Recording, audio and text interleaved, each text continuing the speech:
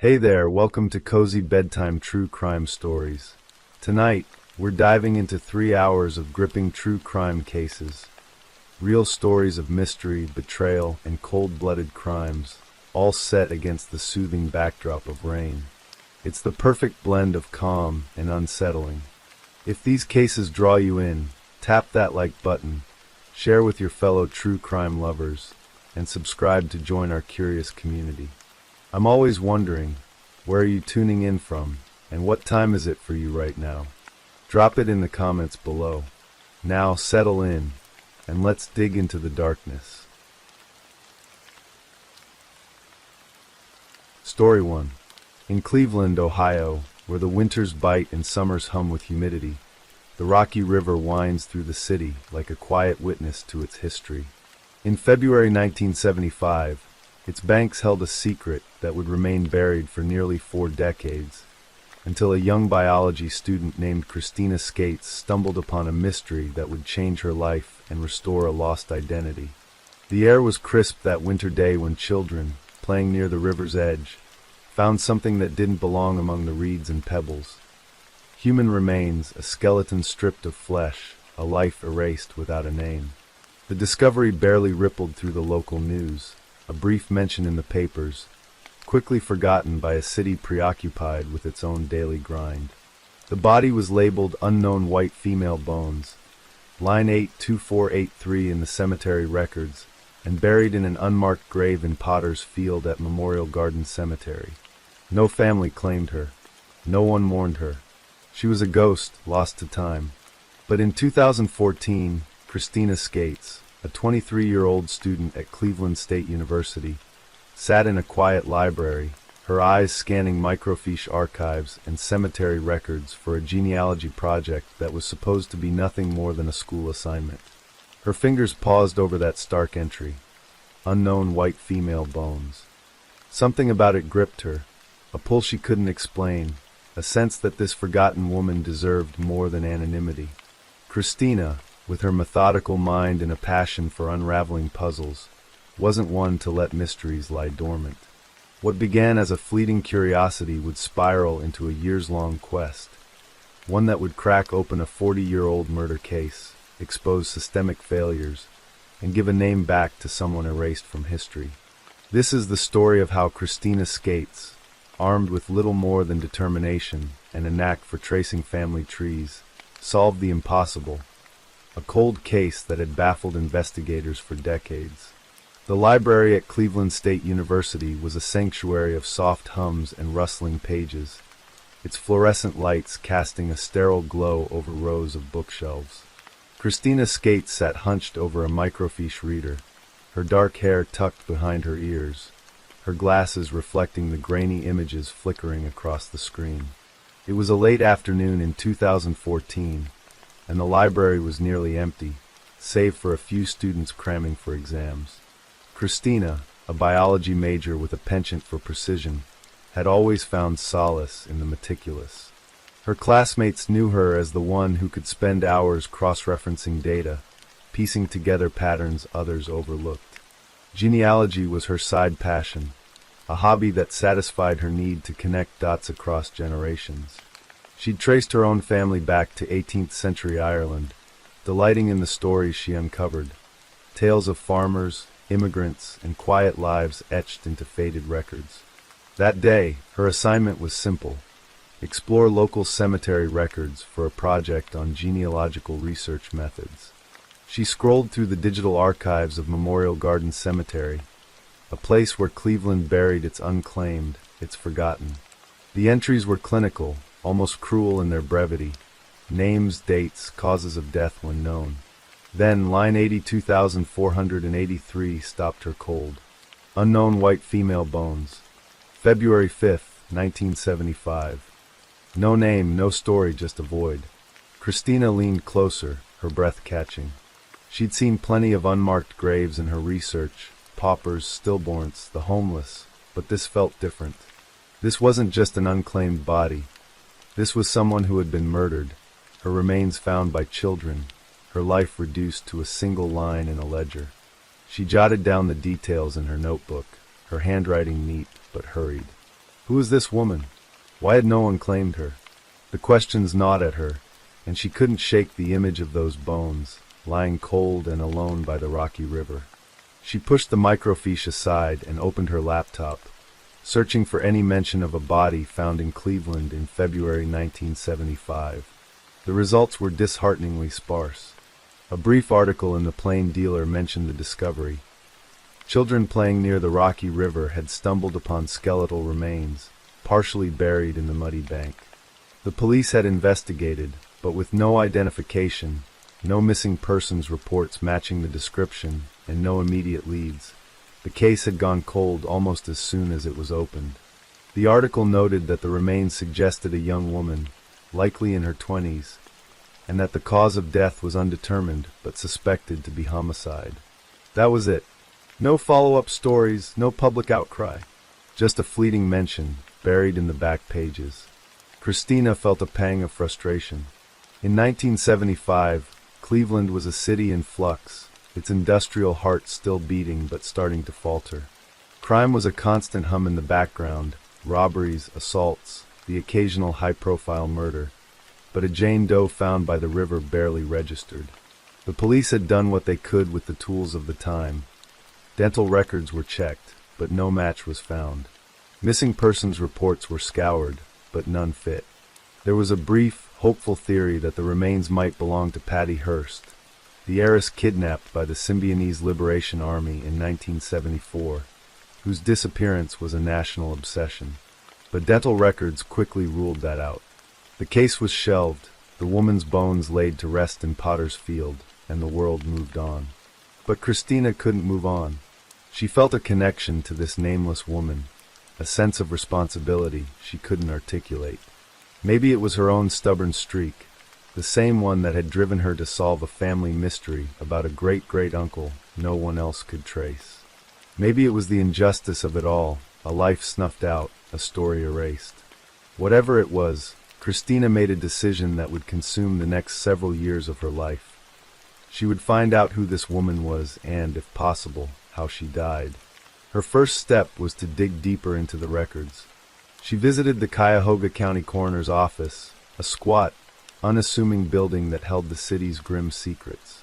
The clerk, a middle-aged woman with tired eyes, was initially skeptical of Christina's request. "You're looking for what now?" she asked, peering over her glasses. "A Jane Doe from 75? Honey, those files are probably gathering dust in the basement." But Christina was persistent, her voice steady but polite. She explained her project, emphasizing her academic credentials and her experience in genealogy. After some cajoling, the clerk relented, leading her to a storage room stacked with boxes of yellowing files. The air smelled of mildew and old paper, and the fluorescent lights flickered overhead. Christina spent hours sifting through records, her fingers smudged with dust, until she found the file labeled Jane Doe, Rocky River, 1975. It was thinner than she'd hoped, containing just a few pages. A coroner's report, a police summary, and a grainy photograph of the site where the remains were found. The coroner's report noted that the skeleton was that of a female, estimated to be between 20 and 30 years old, with no obvious signs of trauma on the bones. The cause of death was listed as undetermined possible homicide, a vague conclusion that reflected the limitations of 1970s forensic science. The police report added little more. The remains were found by two boys, aged 10 and 12, who had been exploring the riverbank. There were no personal effects, no clothing, nothing to hint at who she was or how she ended up there.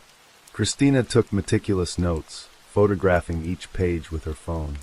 The lack of evidence was frustrating, but it also fueled her determination.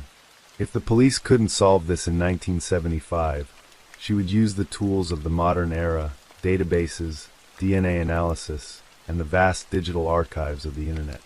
She returned to the library, diving into newspaper archives again, hoping to find something the police had missed. She cross-referenced missing persons reports from Ohio and neighboring states, looking for women in their 20s who vanished around 1974 or 1975. The process was slow, like piecing together a puzzle with half the pieces missing.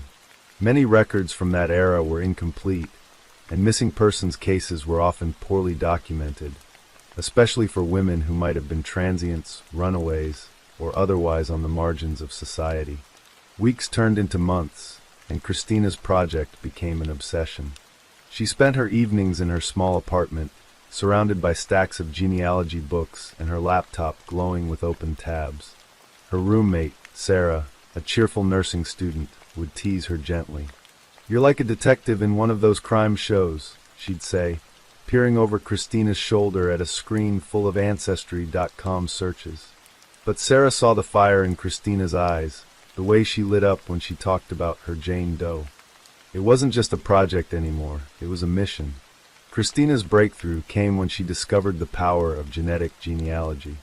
In 2014, DNA databases like GeneMatch were gaining traction among amateur genealogists, allowing users to upload DNA profiles and find matches with distant relatives. And Christina saw its potential for her Jane Doe. The problem was accessing the DNA.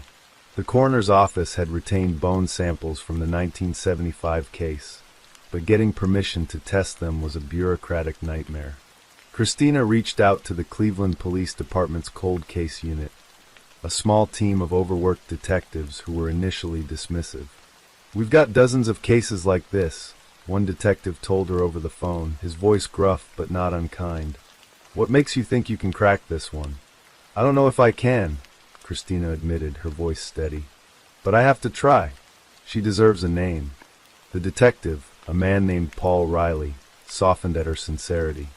He'd seen plenty of armchair sleuths come and go, but there was something about Christina, her quiet determination, her refusal to give up, that stuck with him.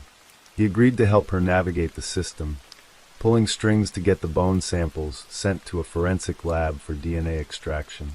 It was a long shot, but if they could generate a viable DNA profile, Christina could upload it to GeneMatch and start building a family tree. The lab process was agonizingly slow. Weeks passed with no updates, and Christina threw herself into her studies to keep from obsessing.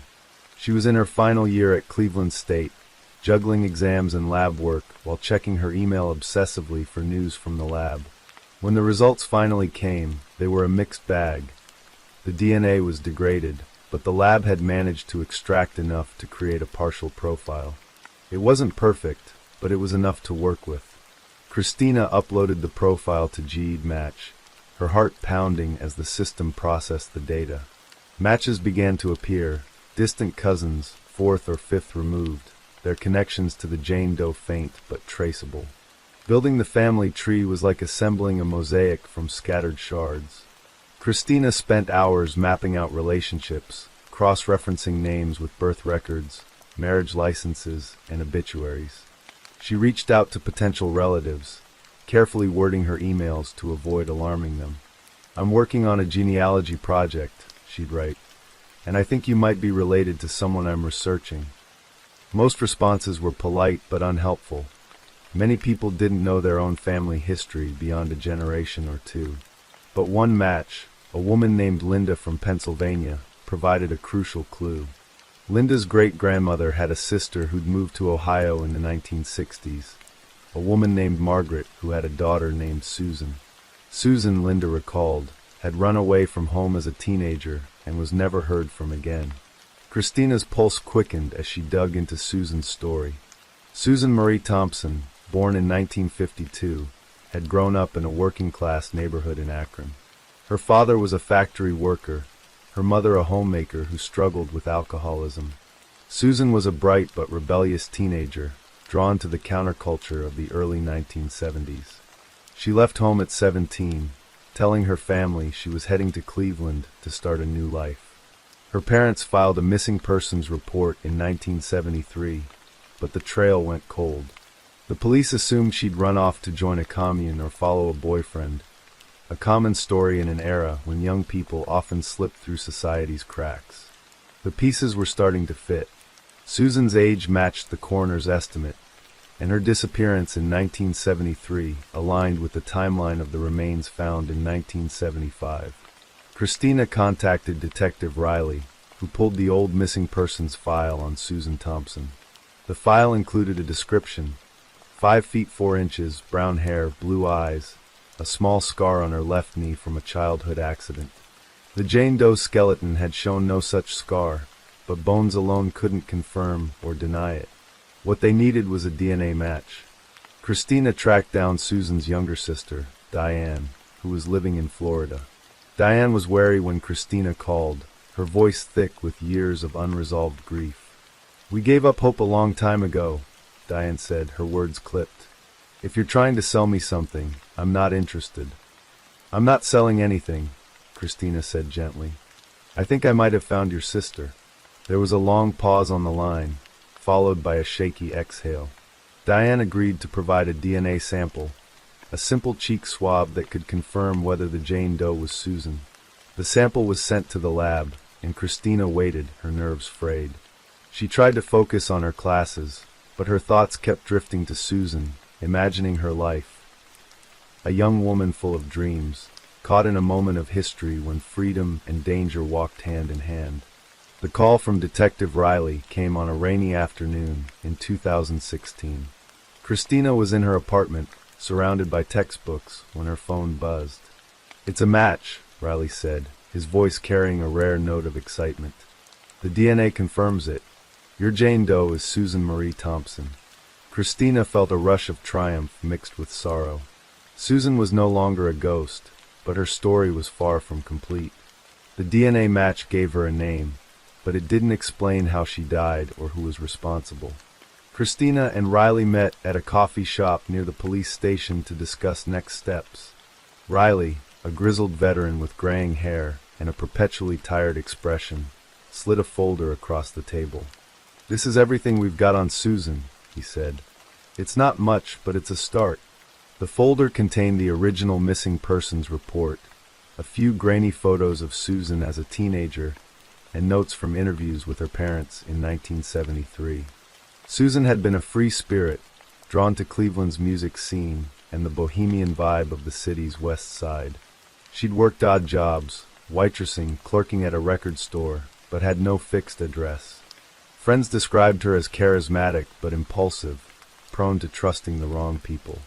The police had suspected she might have fallen in with a rough crowd, possibly involved in drugs or petty crime, but there was no evidence to confirm it.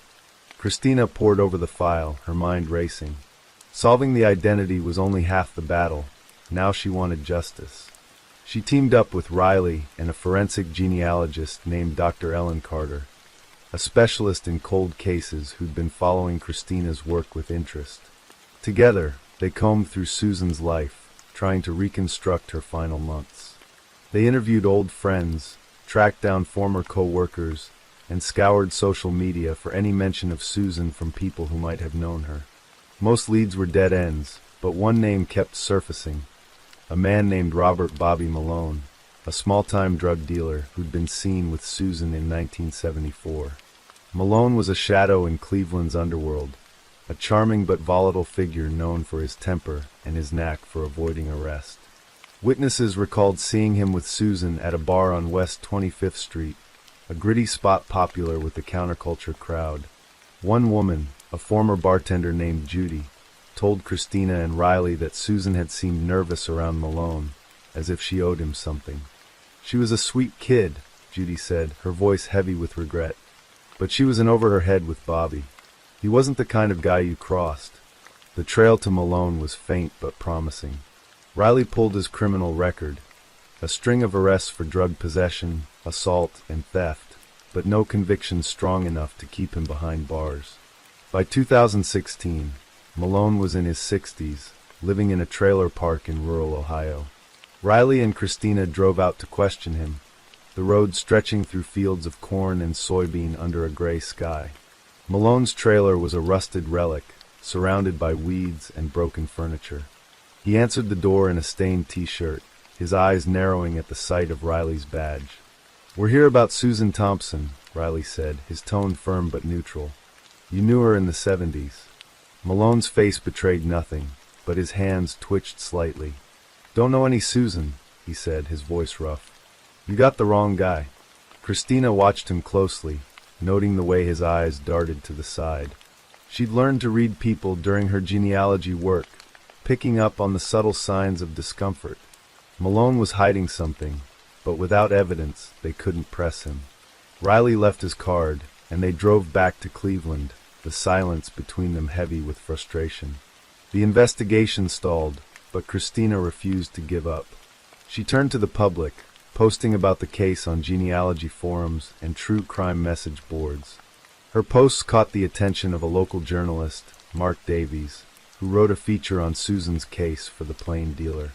The article, titled "The Girl by the River," sparked renewed interest, and tips began to trickle in.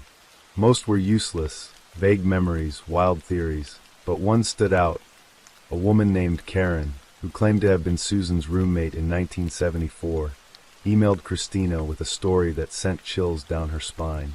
Karen, now in her 60s and living in Michigan, said she and Susan had shared an apartment in Cleveland's Tremont neighborhood. Susan had been working at a diner, trying to save money to leave Ohio, when she met Malone. According to Karen, Malone had promised Susan a way out, a job opportunity in Chicago, but it came with a price. He wanted her to transport drugs across state lines. Susan, desperate for a fresh start, had agreed, but when she tried to back out, Malone turned violent. Karen last saw Susan in late 1974, bruised and scared, saying she was going to confront Malone. That was the last anyone heard from her. Karen's story gave Riley enough to justify a deeper look into Malone. He obtained a warrant to search Malone's property, hoping to find something, anything, that tied him to Susan's death. The search turned up little. A few old photos, drug paraphernalia, nothing conclusive. But in a dusty box in the trailer's crawl space, they found a woman's ring, a simple silver band with a small turquoise stone. Karen later identified it as Susan's, a gift from her mother she always wore. The ring was the break they needed. Riley brought Malone in for questioning, this time with the ring as leverage. Malone stuck to his story, claiming he'd never met Susan, but his composure cracked when Riley showed him the ring. "Lots of girls wore cages like that," he muttered, but his voice lacked conviction. The police sent the ring for forensic testing, hoping for DNA or trace evidence, but the results were inconclusive. The case was still circumstantial, and without a confession or stronger evidence, charging Malone was a long shot. Christina, meanwhile, was grappling with the emotional weight of the case. She'd spent years imagining Susan's life, piecing together her story from fragments. Susan wasn't just a name anymore. She was a person, a daughter, a sister, a dreamer who'd fallen into a trap she couldn't escape. Christina visited Susan's grave in Potter's Field, now marked with a simple headstone thanks to donations from the genealogy community. She stood there in the rain, whispering, "I'm sorry it took so long." In 2018, the case took an unexpected turn. A retired detective, Tom Wheeler, contacted Riley after reading the Plain Dealer article. Wheeler had worked the Jane Doe case in 1975 and remembered a detail that never made it into the official reports. A witness, a truck driver, had reported seeing a young woman matching Susan's description arguing with a man near the Rocky River a few days before the remains were found. The man had driven a beat-up Chevy, similar to one Malone was known to own in the 1970s. The witness had been deemed unreliable at the time. His story was vague, and he'd been drinking, but Wheeler had always regretted not following up. Riley tracked down the truck driver, now an elderly man living in West Virginia. His memory was fuzzy, but he confirmed the details. A young woman, scared and yelling, and a man who looked like he was in control. It wasn't enough for a conviction, but it strengthened the case against Malone.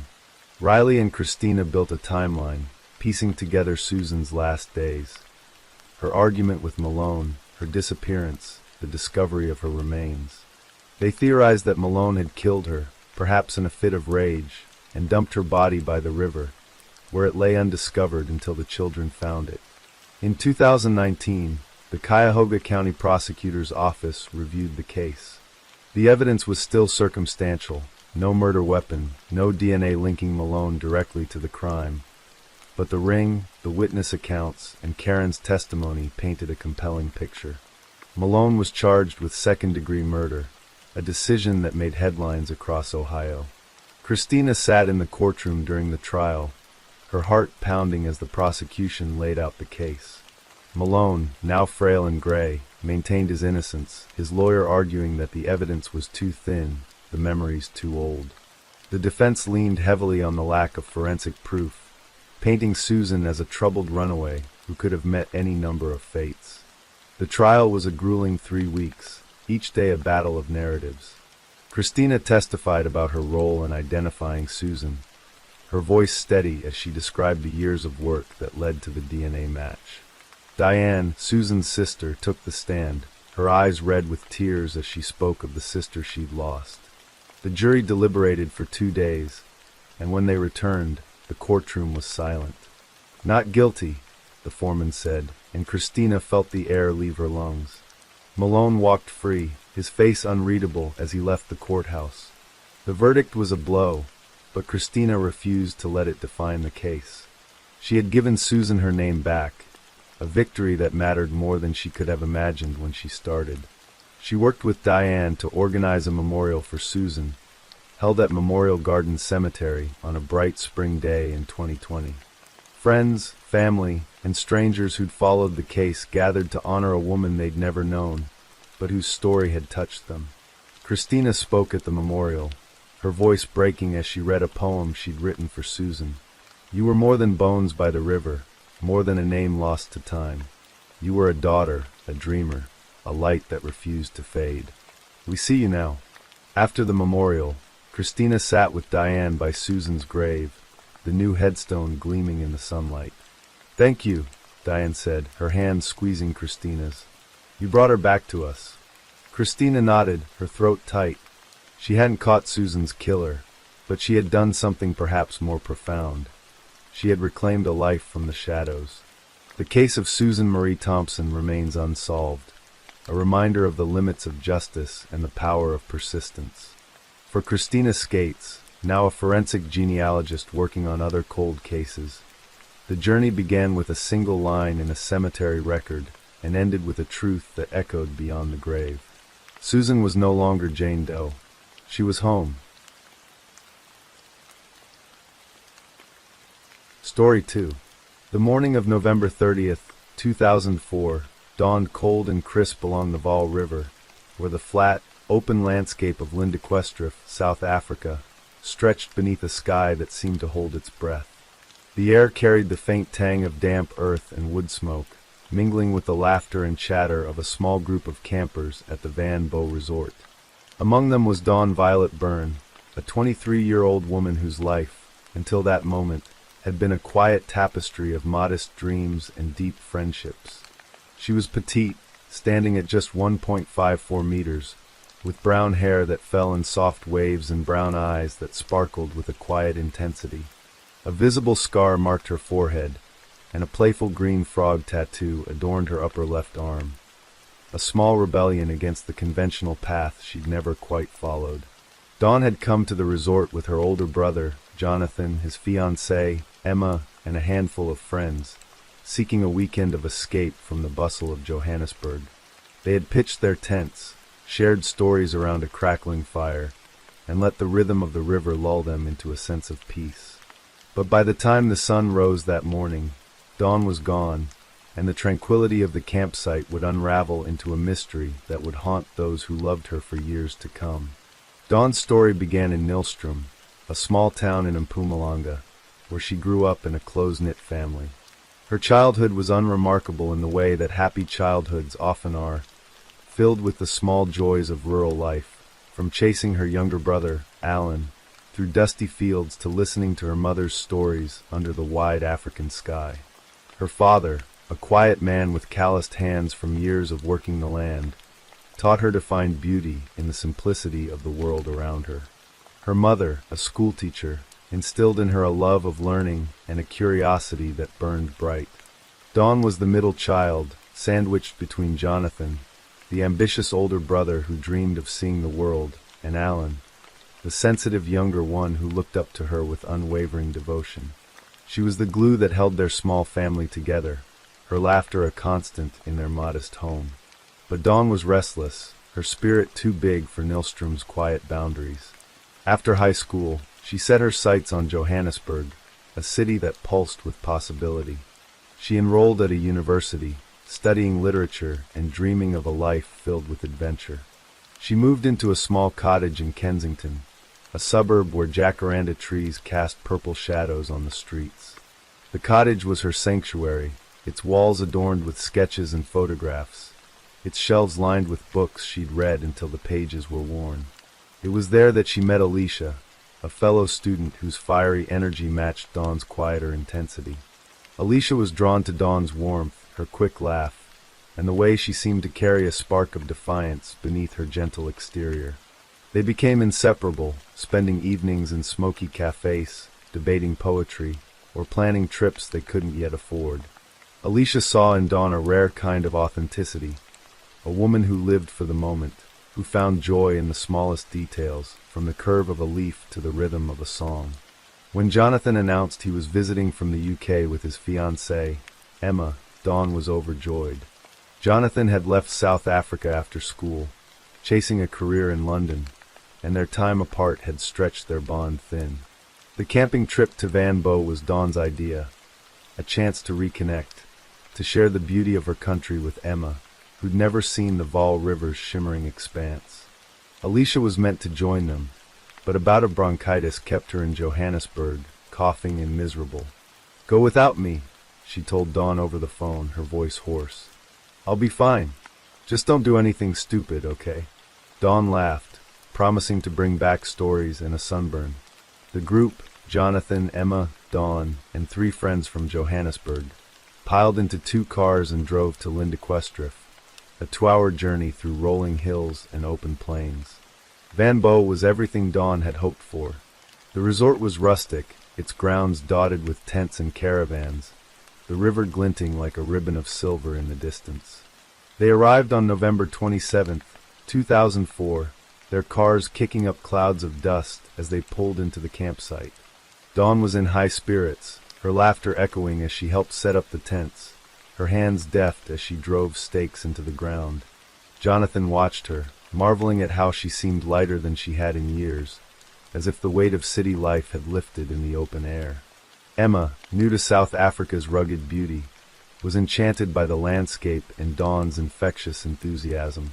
The group spent their days hiking along the river, their boots sinking into the soft earth, and their evenings around a fire, passing bottles of beer and sharing stories.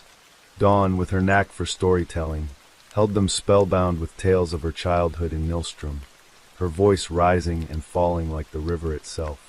On the night of November 29th, the group stayed up late, the fire casting long shadows across the campsite. They'd had a few drinks, the kind of easy indulgence that comes with being young and carefree. Dawn, usually the life of the group, was quieter than usual, her gaze drifting to the dark expanse beyond the firelight. Jonathan noticed but thought little of it. She was often introspective, prone to moments of quiet reflection. Emma, caught up in the group's laughter, later recalled Dawn sitting slightly apart, her knees drawn up, her eyes fixed on the horizon. The other campers, friends from Johannesburg who knew Dawn less intimately, didn't notice anything amiss. They went to bed around midnight, the fire reduced to embers, the night silent but for the soft rush of the river. When Jonathan woke at dawn, the campsite was still, the air heavy with dew. He unzipped his tent, expecting to see Dawn already up, perhaps brewing coffee or walking by the river. Her tent was empty, her sleeping bag neatly rolled, her backpack untouched. Her phone, wallet, and a pair of sneakers sat in a corner, as if she'd stepped out for a moment. Jonathan's first thought was that she'd gone for a walk. She loved early mornings, the way the light broke over the landscape. But as the minutes turned to hours, worry crept in. He roused the others, their faces bleary with sleep, and they began calling her name, their voices carrying across the empty fields. Emma, her voice trembling, suggested checking the riverbank. The group fanned out, their footsteps quickening as panic set in. By midday, with no sign of Dawn, Jonathan called Alicia, his voice tight with fear. "She's not here," he said. "I don't know where she is." Alicia felt her world tilt.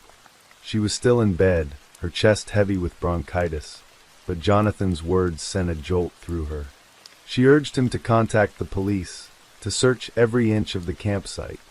She wanted to drive to Lindequestref herself, but her illness pinned her to Johannesburg, her mind racing with possibilities. Had Dawn wandered off and gotten lost? Had she fallen into the river? The thought was unbearable, but Alicia clung to the hope that Dawn was somewhere close, perhaps disoriented but safe. Jonathan, meanwhile, called the Frankfurt police, a small station serving the rural communities along the Vaal. Captain Judith Swanepoel, a woman with a calm demeanor and sharp eyes, arrived at Van Bo within hours, her team trailing behind her.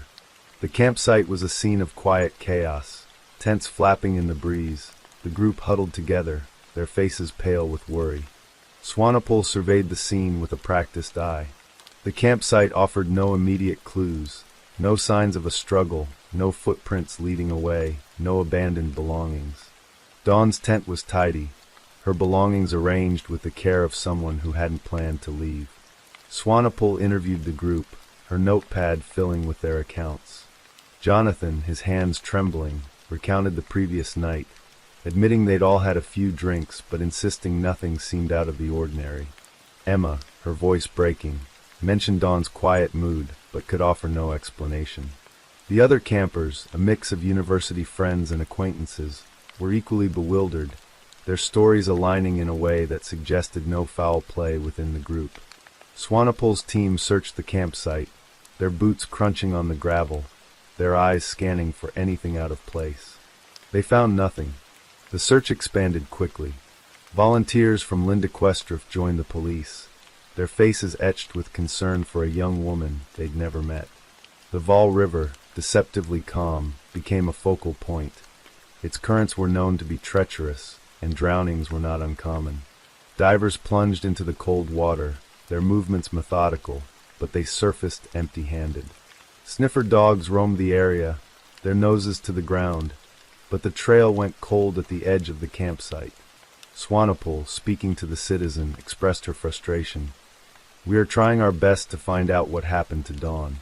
I find it difficult to believe that a person can disappear for almost 4 years without a trace." The lack of evidence was maddening. No witnesses reported seeing Dawn leave the campsite. No vehicles had been spotted in the area that night. The case felt like a puzzle with half its pieces missing. Alicia, still in Johannesburg, was consumed by guilt. She replayed her decision to stay home, wondering if her presence might have changed the outcome. She contacted Dawn's family, who gathered in Johannesburg to support the search. Alan, now 20, was quiet but resolute, his jaw set as he joined volunteers to distribute flyers across Lindequestref and beyond. The flyers were stark, printed in black and white, with a photo of Dawn smiling, her brown eyes bright. They described her in vivid detail. 1.54 meters tall, brown hair, brown eyes, a scar on her forehead, a green frog tattoo on her upper left arm. They pleaded for information, offering Swanepoel's contact number and Alicia's email. The story spread through local media, with headlines that captured the public's imagination. Mystery of the missing camper. Where is Dawn Byrne? Alicia hired private detectives, their offices cluttered with maps and case files, but their searches led nowhere. She consulted psychics who spoke of vague visions, a woman by water, a sense of confusion, but their words offered no concrete leads.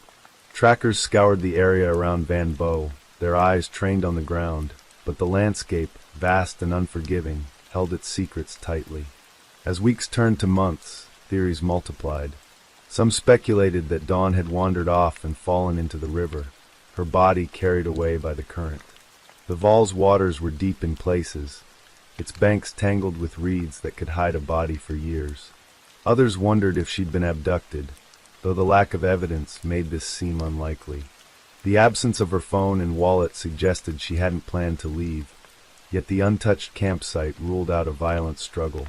Alicia clung to the hope that Dawn was alive, perhaps lost or disoriented, but the lack of communication gnawed at her. Dawn was not the type to vanish without a word. She was too connected to her family, her friends, her life in Johannesburg. Jonathan, racked with guilt for not noticing her absence sooner, returned to the UK, his visit overshadowed by grief. Alan stayed in Johannesburg, his life on hold as he waited for answers. Dawn's parents, aging and frail, made daily calls to Swanepoel, their voices breaking with each unanswered question. The media frenzy peaked in early 2005, with television crews descending on Lindequestrif, their cameras capturing the desolate beauty of the Vaal River. Reporters interviewed locals, who spoke of Dawn with a mix of sympathy and curiosity. "She seemed like a nice girl," one camper told a journalist, his face weathered by the sun. "It's like she just vanished into thin air." The story resonated beyond South Africa, with international outlets picking it up, drawn to the mystery of a young woman disappearing without a trace. Alicia became the public face of the search, her voice steady but her eyes haunted as she spoke to reporters. "Dawn is out there," she said in one interview, her hands clasped tightly. "She has to be." By 2006, the case had begun to fade from the headlines. New tragedies, new mysteries took precedence, and the public's attention drifted. Swanepoel, though, kept the file active, her determination unshaken. She followed every lead, no matter how small. A reported sighting in southern Johannesburg sent police scrambling, but it turned out to be a case of mistaken identity. Another tip from KwaZulu-Natal suggested Dawn had been seen at a market, but the woman in question was someone else. Each false lead was a fresh wound, a reminder of how little they knew. Alicia, unwilling to let the case grow cold, poured her savings into the search, hiring more detectives, printing more flyers. She organized vigils, where friends and strangers lit candles and prayed for Dawn's return.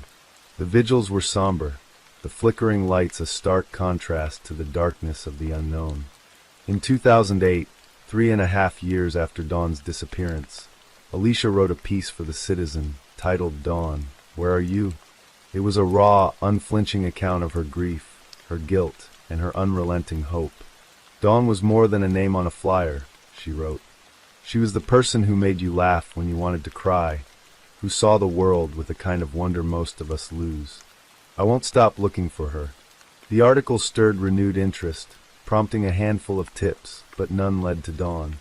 Alicia's words resonated with readers, who sent messages of support, but no actionable information. The piece was a cry into the void, a testament to a friendship that refused to fade. Captain Swanepoel, reading the article in her office, felt a pang of frustration. She had seen cases like this before, missing persons who left no trace, no closure. But Dawn's case felt personal, a puzzle she couldn't let go. The years stretched on, each one heavier than the last. By 2010, Dawn would have been 29, an age that felt impossibly distant from the vibrant 23-year-old who had vanished. Alicia, now working as a teacher, kept Dawn's memory alive in small ways. A photo on her desk, a green frog pendant she wore around her neck. Alan, hardened by years of uncertainty, moved to Cape Town, seeking a fresh start, but he carried a locket with Dawn's picture, a talisman against despair.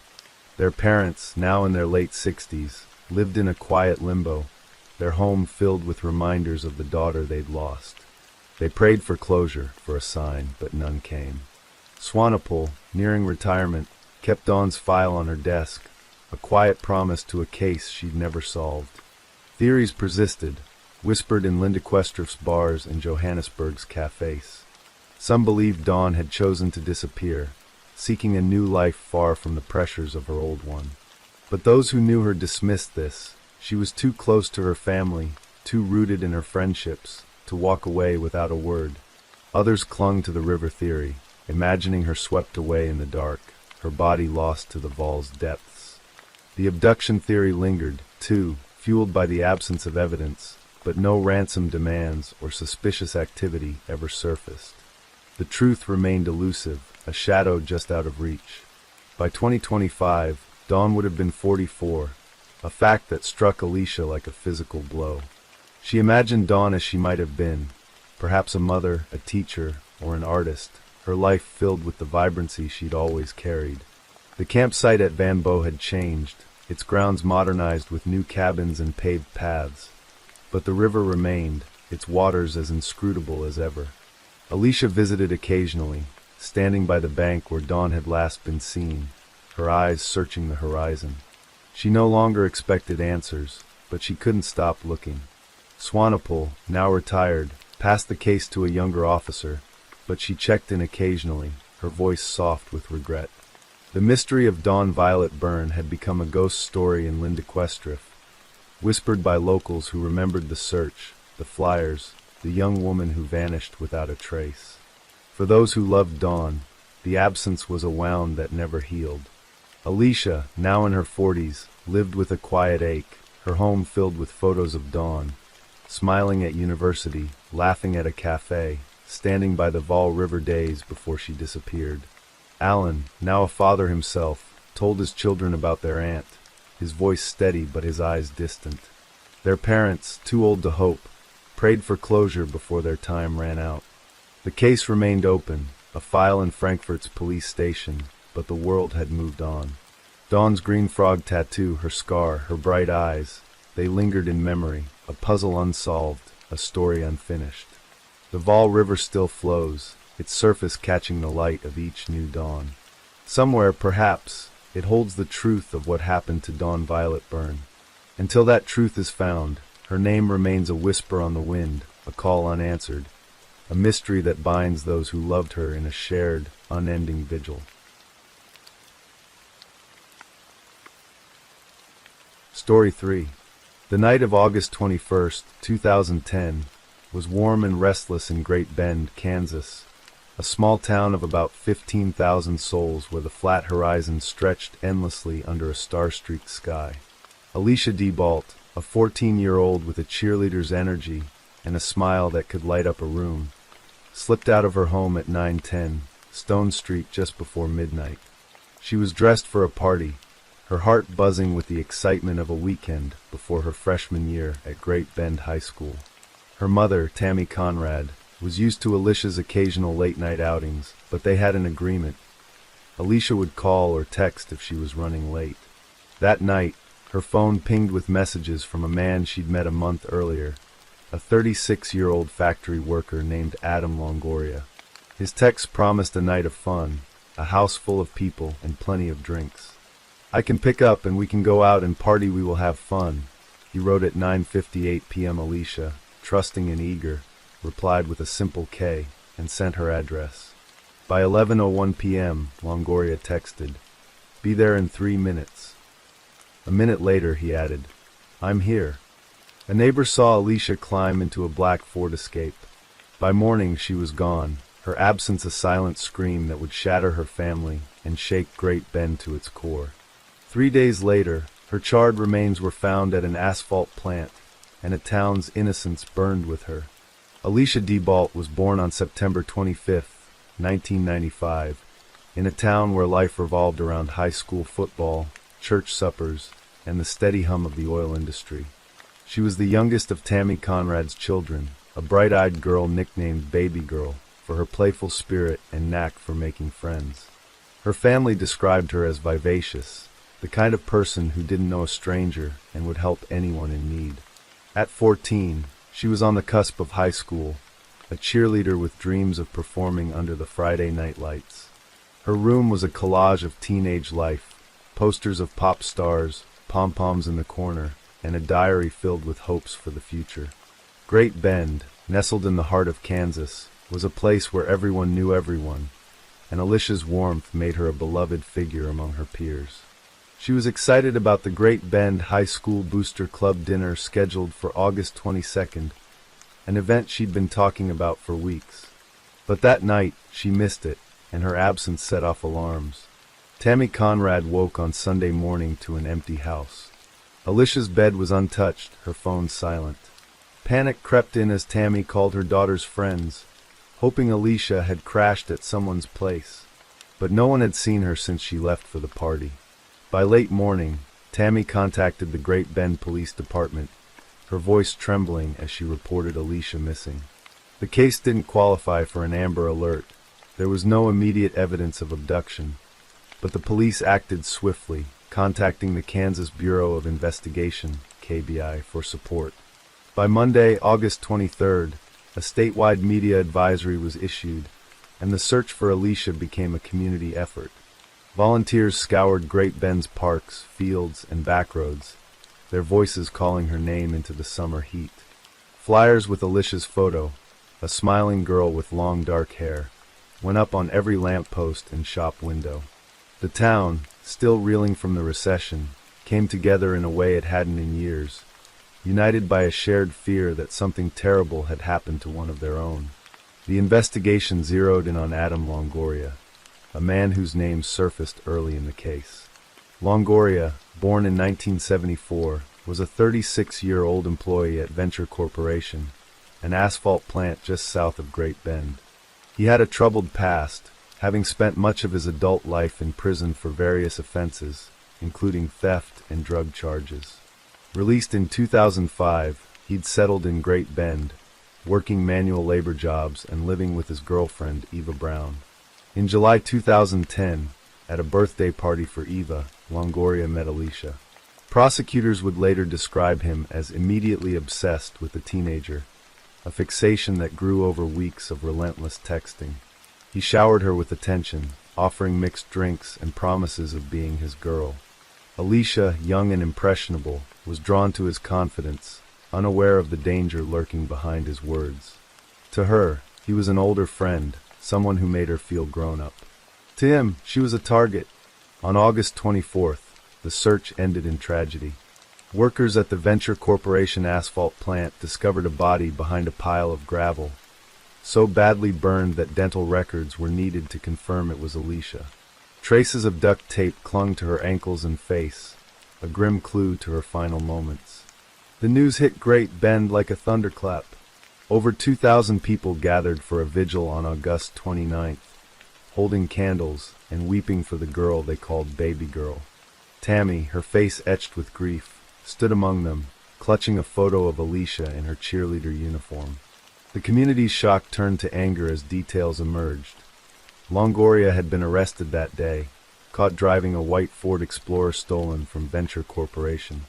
He was initially charged with vehicle theft and burglary, but the police were building a larger case. Evidence was mounting: text messages, surveillance footage, and whispers of DNA found at the scene. Detective Brian Doherty, a seasoned officer with the Great Bend Police Department, led the investigation. He was a man of few words, his eyes shadowed by years of seeing the worst in people. The text messages between Longoria and Alicia, recovered from her phone, painted a chilling picture. At 9:58 p.m. on August 21st, Longoria had texted, "I have 5 bottles and 5 cases of beer in one house, and there will be lots of people." Alicia's reply was a single letter, K. At 10:59 p.m. he texted, "Be there in 3 minutes," followed by "I'm here a minute later." The last signal from Alicia's phone was at 11:40 p.m. A neighbor confirmed seeing a black Ford Escape, matching Eva Brown's vehicle. Outside Alicia's house around 11 p.m. Doherty's team dug deeper, uncovering surveillance footage from a convenience store where Longoria bought $1.32 worth of gasoline that night.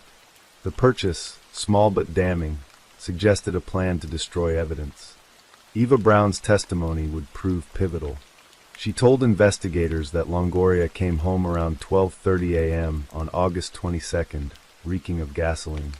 Her black Ford Escape, which she'd lent him, smelled of fuel the next morning. She recalled him washing his clothes that night, an unusual act, and later shredding a t-shirt, asking her to dispose of it. Forensic examiners found gasoline on Longoria's gym shoes, and more critically, semen stains on the floor of the Ford Escape, containing a mixture of DNA matching both Longoria and Alicia. Witnesses reported Longoria asking them to lie about his whereabouts, claiming someone else had taken his car and phone that night. But the evidence was stacking against him, each piece a brick in the wall closing him in. On September 7, 2010, Longoria was charged with capital murder, criminal sodomy, aggravated criminal sodomy, and attempted rape, along with vehicle theft and burglary. He was held in Sedgwick County Jail on a $1.5 million bond, his gaunt face staring blankly in court as Alicia's family watched from the gallery. Tammy and her older daughter, Alicia's sister, were ushered into a side room after hearings, avoiding the swarm of reporters. State Attorney General Steve Six, speaking to the media, called the case completely devastating for the family, urging the public to ignore the horrific rumors circulating online. Longoria's attorney, Jeff Wicks from the Kansas Death Penalty Defense Unit, fought to suppress his client's inconsistent statements to police, but the judge denied the motion. The trial, set for March 2012, would be held in Great Bend, despite Wicks' argument that local outrage made a fair trial impossible. The months leading up to the trial were a torment for Alicia's family. Tammy, a single mother who worked long hours at a local diner, struggled to keep her grief from consuming her. She kept Alicia's room untouched, the pom-poms still in the corner, as if her daughter might walk through the door. Alicia's sister, now 18, withdrew from friends, haunted by the loss of her confidant. The community, too, was fractured. Great Bend was a place where people left their doors unlocked, but Alicia's murder changed that. Parents held their children closer, and the asphalt plant, once just a workplace, became a grim landmark. The vigil had brought thousands together, but the pain lingered, a reminder that evil could touch even a town like theirs. The trial began on March 26, 2012, in Barton County District Court, presided over by Judge Hannelore Kitts. The courtroom was packed, the air thick with tension as prosecutor Kevin O'Connor laid out the case. He painted Longoria as a predator, a man who saw a vulnerable teenager at a July party and became consumed by his desire for her. He began to woo Alicia by fawning over her and providing her with mixed alcohol drinks, O'Connor told the jury. He wanted Alicia to be his girl. The prosecution presented a mountain of evidence: the text messages, the surveillance video, the gasoline-soaked shoes, and the DNA in the Ford Escape.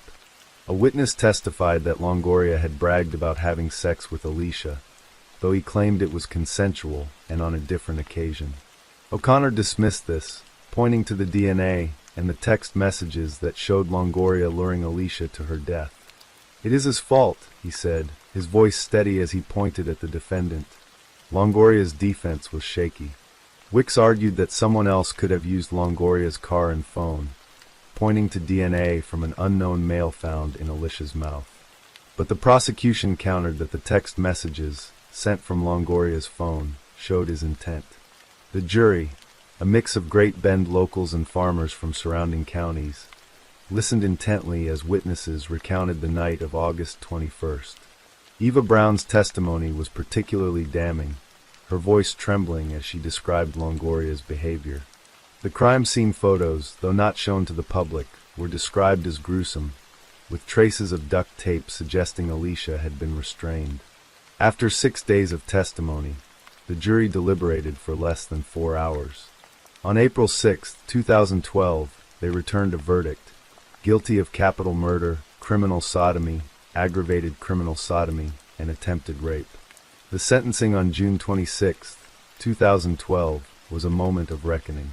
Tammy and Alicia's sister delivered victim impact statements, their words raw with grief. Tammy spoke of her daughter's love for cheerleading, her dreams of college, and the void left by her absence. "She was my baby girl," she said, her voice breaking. Longoria, who had not taken the stand during the trial, remained silent, his eyes fixed on the table. Judge Kitts, bound by Kansas law, sentenced him to life without parole for the capital murder charge, with additional sentences for the other charges. The courtroom was silent as Longoria was led away, his shackles clinking in the hush. Outside, reporters gathered, but the family slipped away, seeking solace in their private pain. The aftermath was bittersweet for Great Bend. The conviction brought justice, but it couldn't erase the loss. Tammy moved out of the house on Stone Street, unable to bear its memories. The community tried to heal, organizing fundraisers for a scholarship in Alicia's name. The asphalt plant, still operating, became a place people avoided, its gravel piles a haunting reminder. In 2015, the Kansas Supreme Court upheld Longoria's conviction, rejecting his appeal. The ruling was a small victory for the family, but it couldn't fill the emptiness. Alicia's story, covered by outlets like the Daily Mail and CBS News, became a cautionary tale about the dangers of predatory adults and the vulnerability of youth. By 2025, Great Bend had changed, its population slightly dwindled, its streets quieter. Tammy, now in her late 40s, lived with her daughter, working to keep Alicia's memory alive.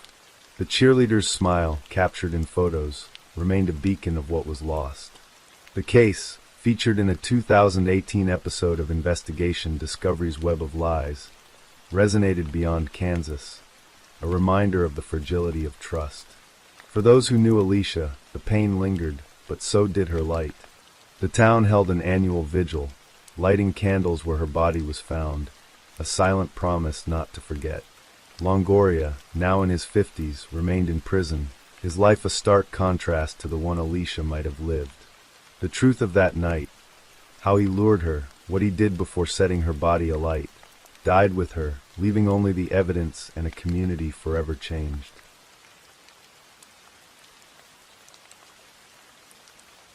Story 4. In the quiet coastal town of Hermanus, South Africa, where the Atlantic Ocean whispers secrets to the rugged cliffs, and the air carries the faint tang of salt, life unfolds at a leisurely pace. Fishermen cast their nets at dawn, tourists amble along the shorelines marveling at the southern right whales, and locals exchange pleasantries in the shadow of mountains that seem to cradle the town in their ancient embrace. It was here, in this seemingly idyllic setting, that a tragedy unfolded, one that would ripple through the community, leaving scars that time could only hope to soften.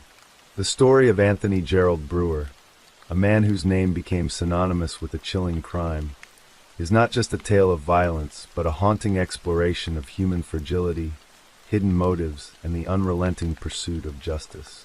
The morning of August 15, 2018, began like any other in Hermanus.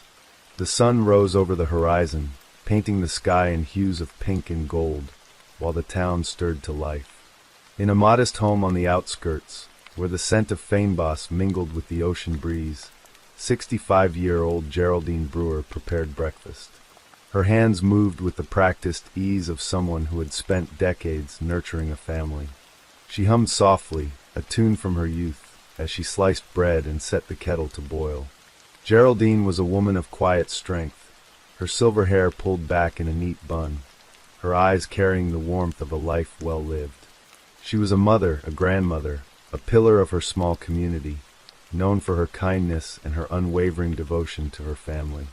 Her husband, Anthony Gerald Brewer, was already awake, sitting at the kitchen table with a cup of coffee. At 67, Anthony was a man of contrasts. His weathered hands spoke of years spent working as a mechanic, while his reserved demeanor hinted at a mind that kept its thoughts closely guarded.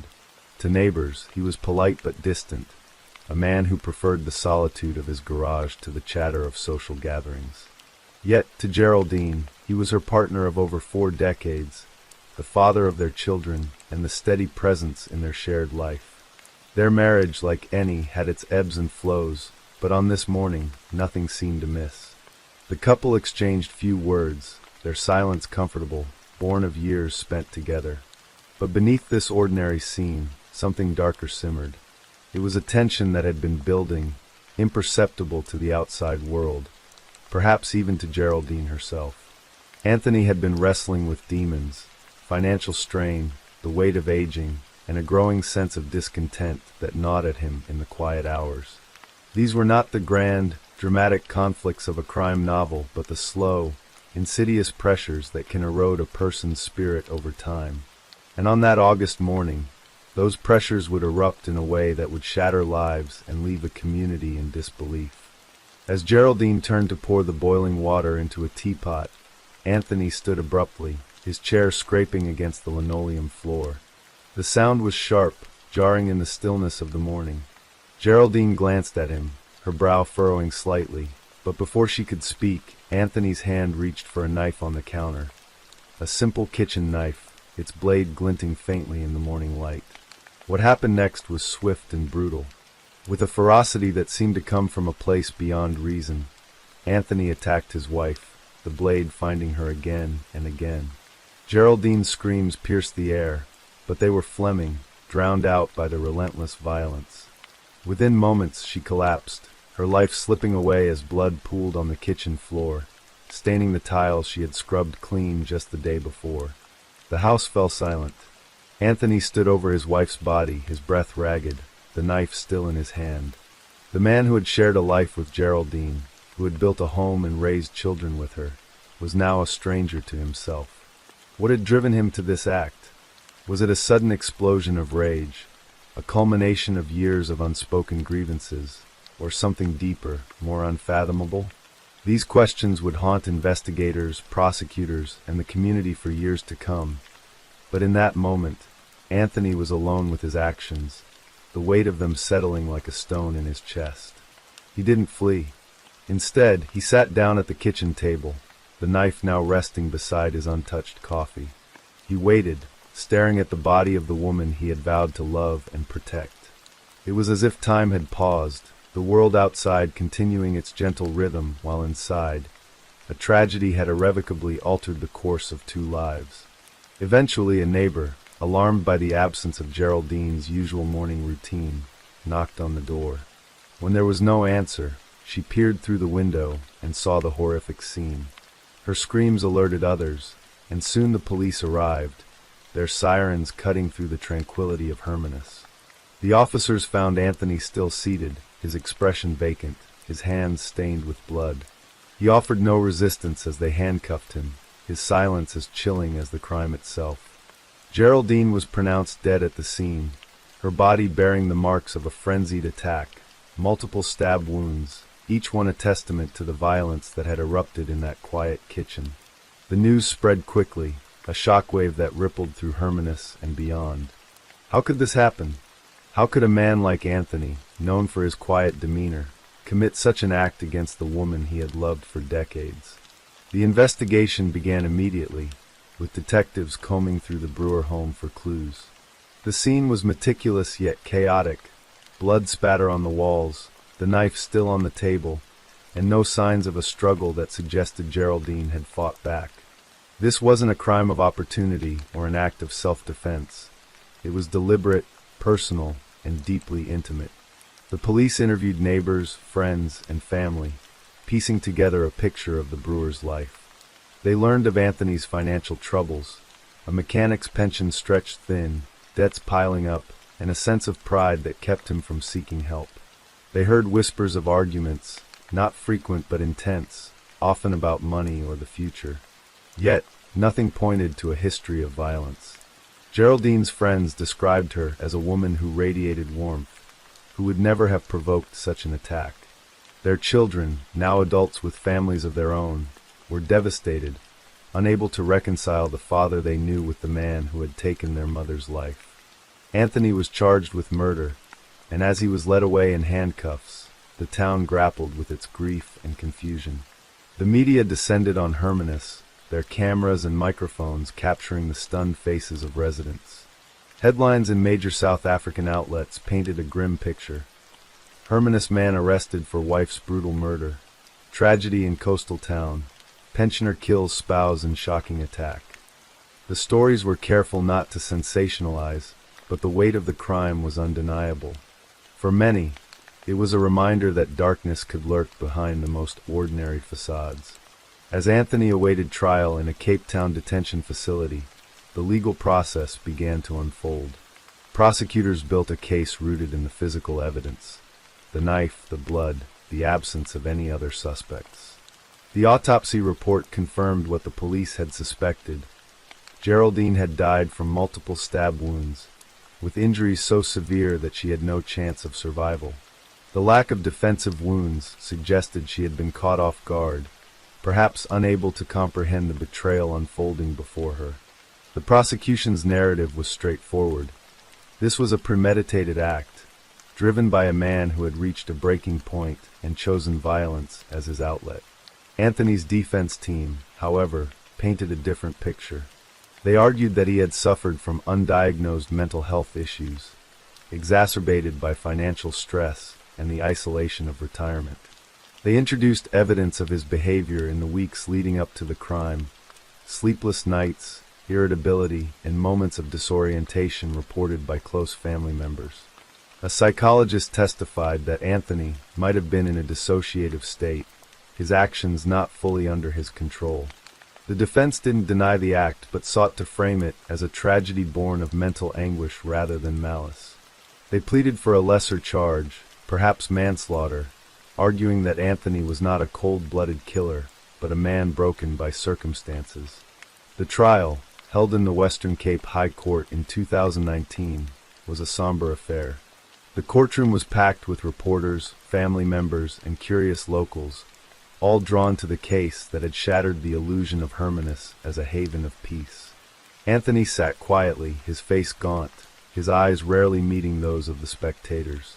The prosecution presented a compelling case, their witnesses recounting the horror of the crime scene and the devastating loss of Geraldine, a woman described as the heart of her family. The defense countered with expert testimony on mental health, but their arguments struggled against the stark reality of the evidence. The judge, a stern woman with years of experience, listened intently, her expression unreadable. The community watched closely, torn between sympathy for Geraldine and a reluctant curiosity about Anthony's motives. Some whispered that he had always been off, a man whose silence hid something sinister. Others, who had known him as a neighbor or co-worker, insisted he was incapable of such cruelty, that something must have snapped. The trial became a mirror for the town's own fears and uncertainties, a reminder that the line between ordinary and monstrous is sometimes terrifyingly thin. When the verdict came, it was swift and unequivocal, guilty of murder. The judge's voice was steady as she delivered the sentence, life imprisonment, with no possibility of parole for 25 years. Anthony showed little reaction, his head bowed as he was led from the courtroom. For Geraldine's family, it was a hollow victory. Justice had been served, but it could not bring back the woman whose laughter had once filled their lives. The media reported the outcome with a mix of solemnity and finality, noting the case as a tragic reminder of the hidden struggles that can lurk within any home. In the years that followed, Hermanus tried to heal. The Brewer home was sold, its new owners painting over the memories of that fateful morning. Geraldine's children established a small charity in her name, supporting victims of domestic violence, a cause that felt like a fitting tribute to her memory. Anthony, now in his late 60s, remains in prison, his days marked by routine and regret. Letters from his children, though rare, speak of forgiveness but not forgetting, a delicate balance between love and pain. The case of Anthony Gerald Brewer is not just a story of a crime, but a meditation on the human condition, on how love can coexist with destruction, how ordinary lives can fracture under unseen pressures, and how a single moment can redefine a legacy. For those who walk the streets of Hermanus today, the ocean still whispers, the whales still breach, and life goes on. But the memory of that August morning lingers, a quiet reminder that even in the most serene places, the heart can harbor storms that no one sees coming. Story 5. In the pulsing heart of Berlin, where the night never truly sleeps, the spring of 2012 unfurled like a dark tapestry woven with secrets.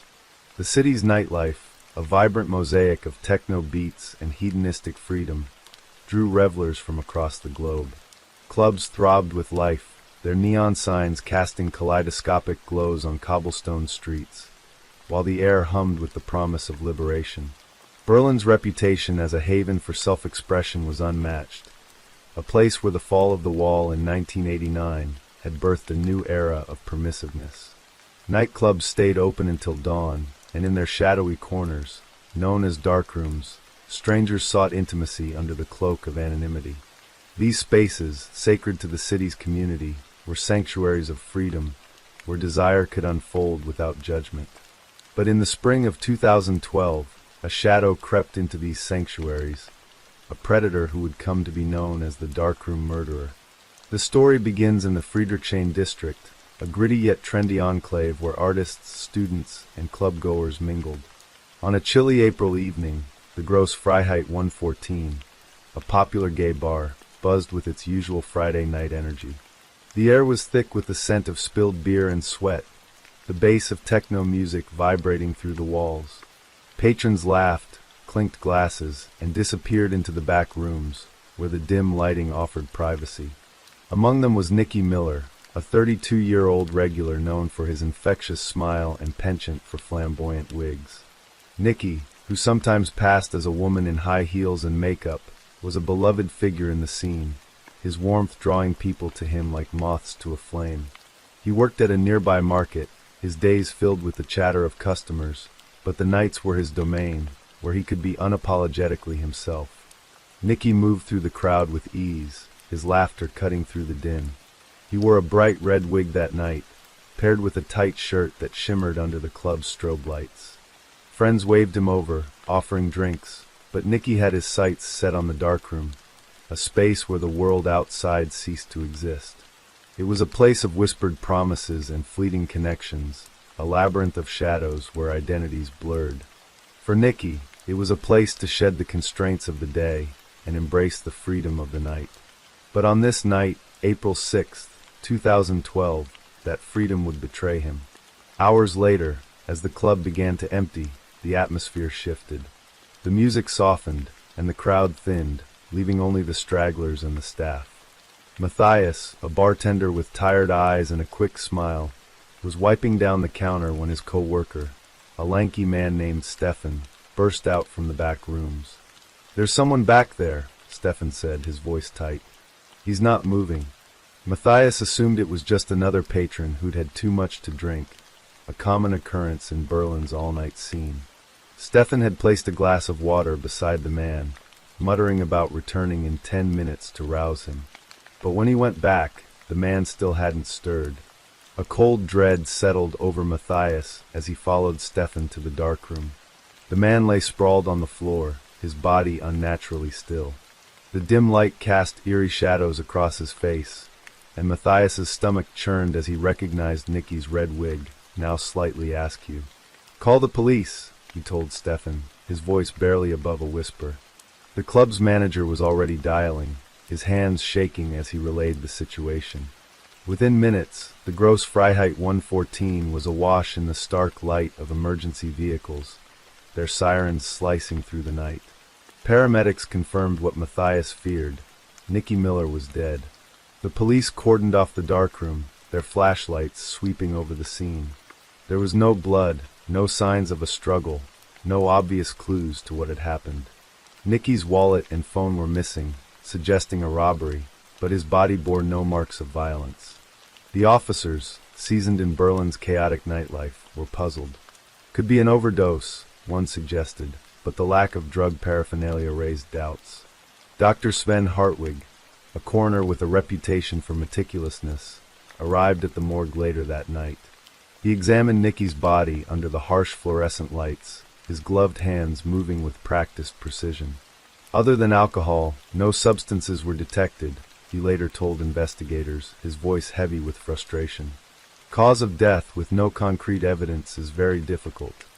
The possibility of poisoning lingered in his mind, but without forensic proof, it was just a hunch. Nicky's sister, Anka Hilgert, was at home when the police called.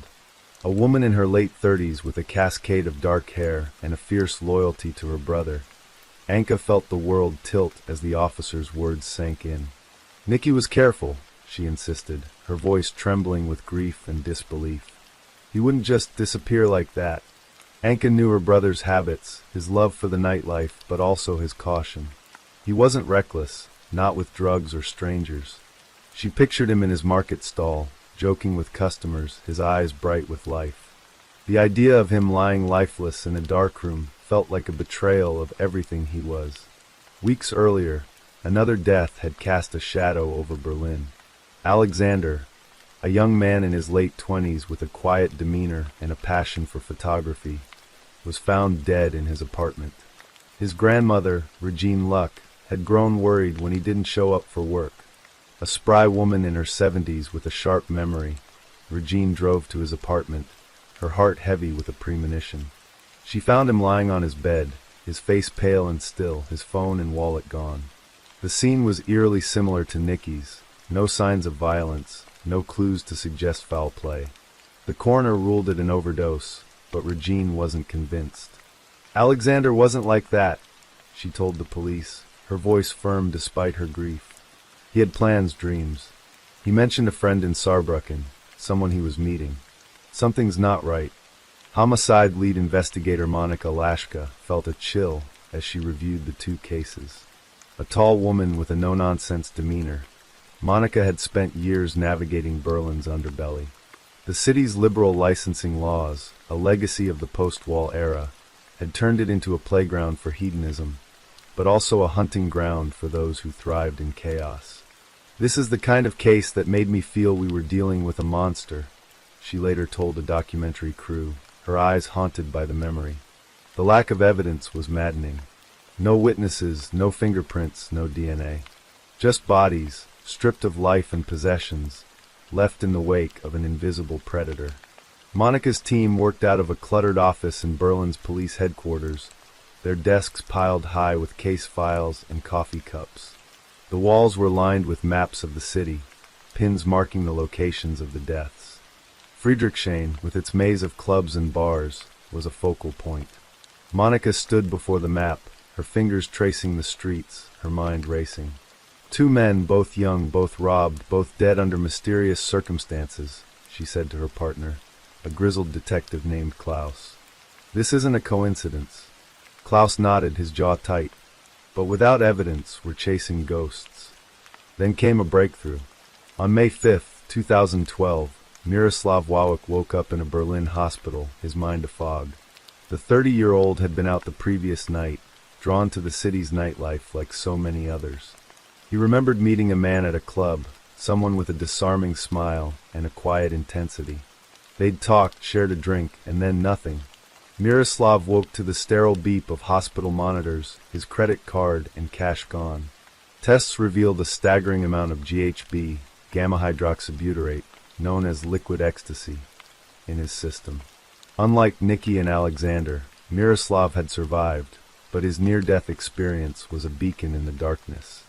Miroslav sat in a hospital bed, his hands trembling as he spoke to Monica. I don't know who he was, he said, his voice shaky but determined. He seemed normal, friendly, but he took everything. Monica listened intently, her notebook filling with details. GHB was a known party drug, but in high doses it was lethal, causing respiratory failure or coma. Its rapid metabolism made it a nightmare for forensic teams, often leaving no trace after a few hours. Miroslav's survival was a miracle, and his story gave Monica hope. You're our key, she told him, her voice steady. You're going to help us stop this. The police traced Miroslav's stolen credit card, which had been used to attempt a train ticket purchase to Saarbrücken. When the card was declined, another card, Nikki's, was used in its place. The connection was undeniable. The same person was behind both incidents. Monica's team pored over CCTV footage from the train station, their eyes straining for a glimpse of the man who had slipped through their fingers. The footage was grainy, the station crowded, but finally they found him, a figure in a distinctive jacket, moving with a quiet confidence that belied his sinister intent. Regine Luck, watching a news report with Alexander's friends, gasped when she saw the footage. That's Alexander's jacket, she said, her voice cutting through the room. The killer had not only taken lives but also trophies, wearing his victims' belongings like a second skin. Regine's tip was a lifeline. She remembered Alexander mentioning a friend in Saarbrücken, a detail that aligned with the credit card activity. Monica's team cross-referenced the footage with club records and witness statements, slowly building a profile of their suspect. The man in the footage was Dirk P., a name that would soon become synonymous with terror. Dirk was an enigma, a man in his 30s with a boyish face and no prior criminal record. He blended seamlessly into Berlin's nightlife, a chameleon who could charm his way into any conversation. Those who knew him described him as quiet, unassuming, almost invisible, a perfect predator. Dirk had moved to Berlin after a falling out with his family, triggered by his accidental coming out as gay in his early adulthood. The rejection had left him bitter, though the exact reason for his descent into murder remained elusive. His first victim, an old friend reconnected through a dating app, had trusted him enough to visit his apartment. There, Dirk laced his drink with a lethal dose of GHB, watching as life drained from his friend's body. The death was ruled an overdose, and Dirk, emboldened, continued his spree.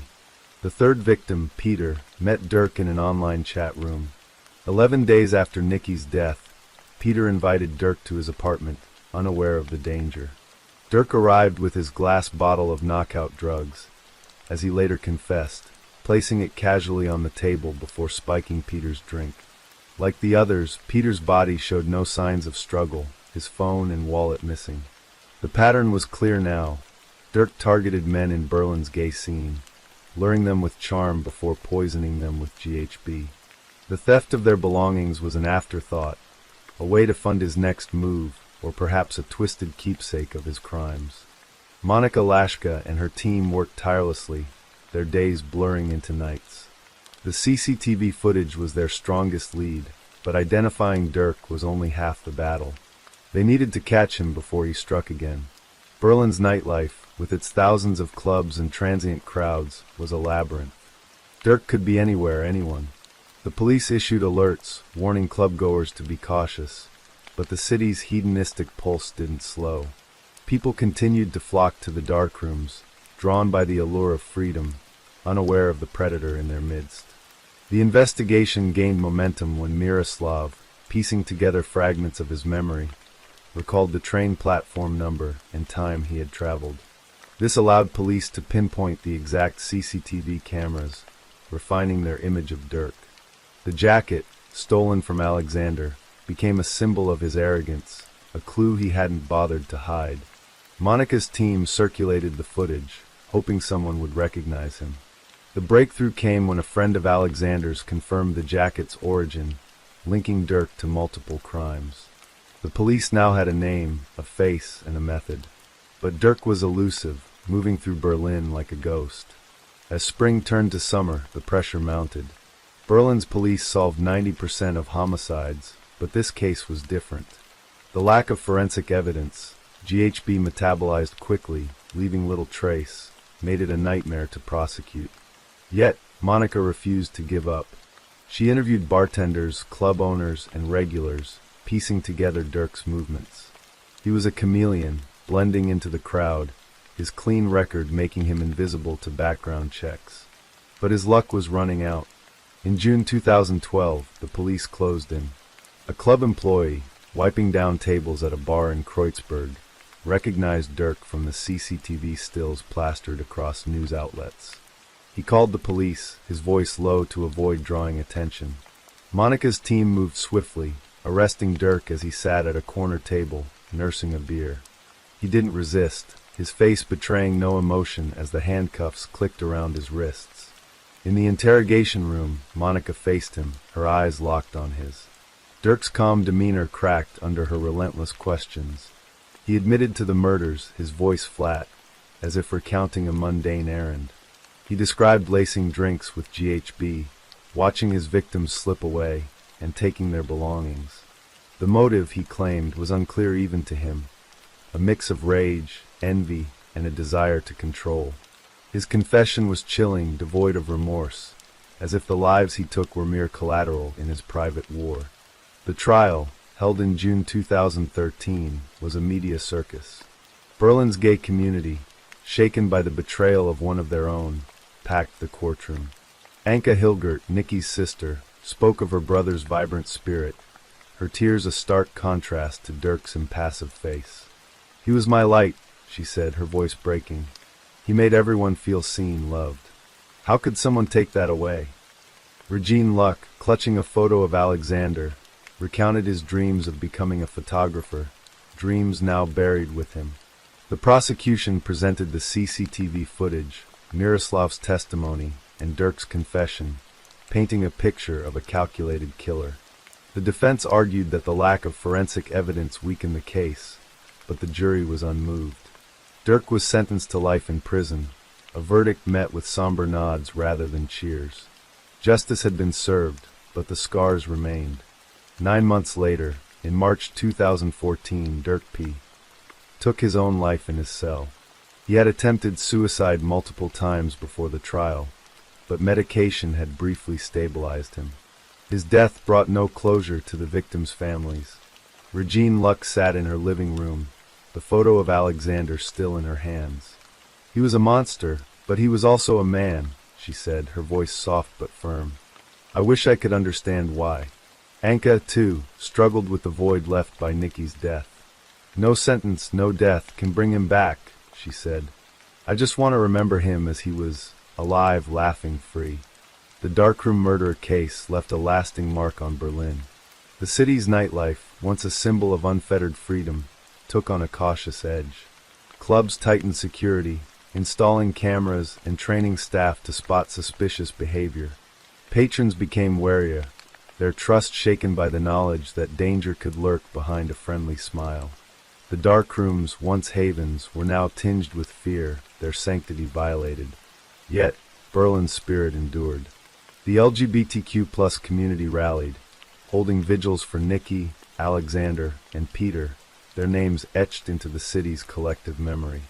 Memorials sprang up in Friedrichshain, candles flickering in the night as mourners vowed to reclaim their spaces. Monika Lashka, reflecting on the case years later, spoke of the weight it carried. "We caught him, but it doesn't erase the loss," she said, her voice heavy with the burden of her work. "Every case changes you, but this one, it was like chasing a ghost in a city that never sleeps." The Netflix docuseries Crime Scene Berlin, Nightlife Killer, released in April 2024, brought the case to a global audience. Its 3 episodes wove together interviews with Monika, Miroslav, and the victims' families, offering a stark reminder of the fragility of trust and the cost of freedom.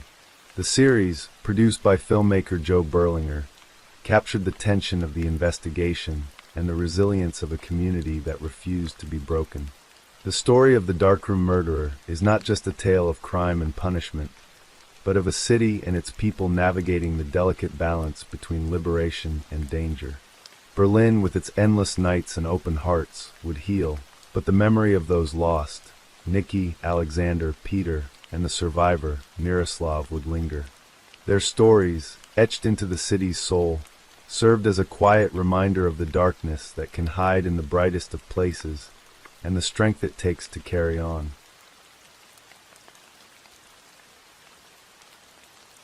Story 6.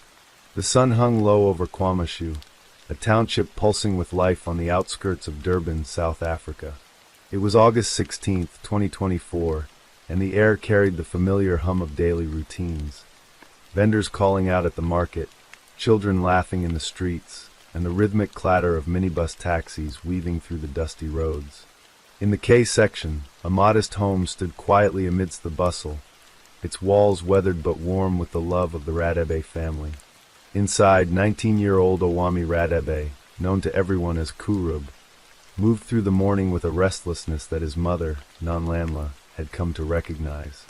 His eyes, usually bright with a mix of mischief and warmth, were clouded today, his shoulders tense as he argued over something trivial, a spilled cup of tea, a mislaid pair of shoes.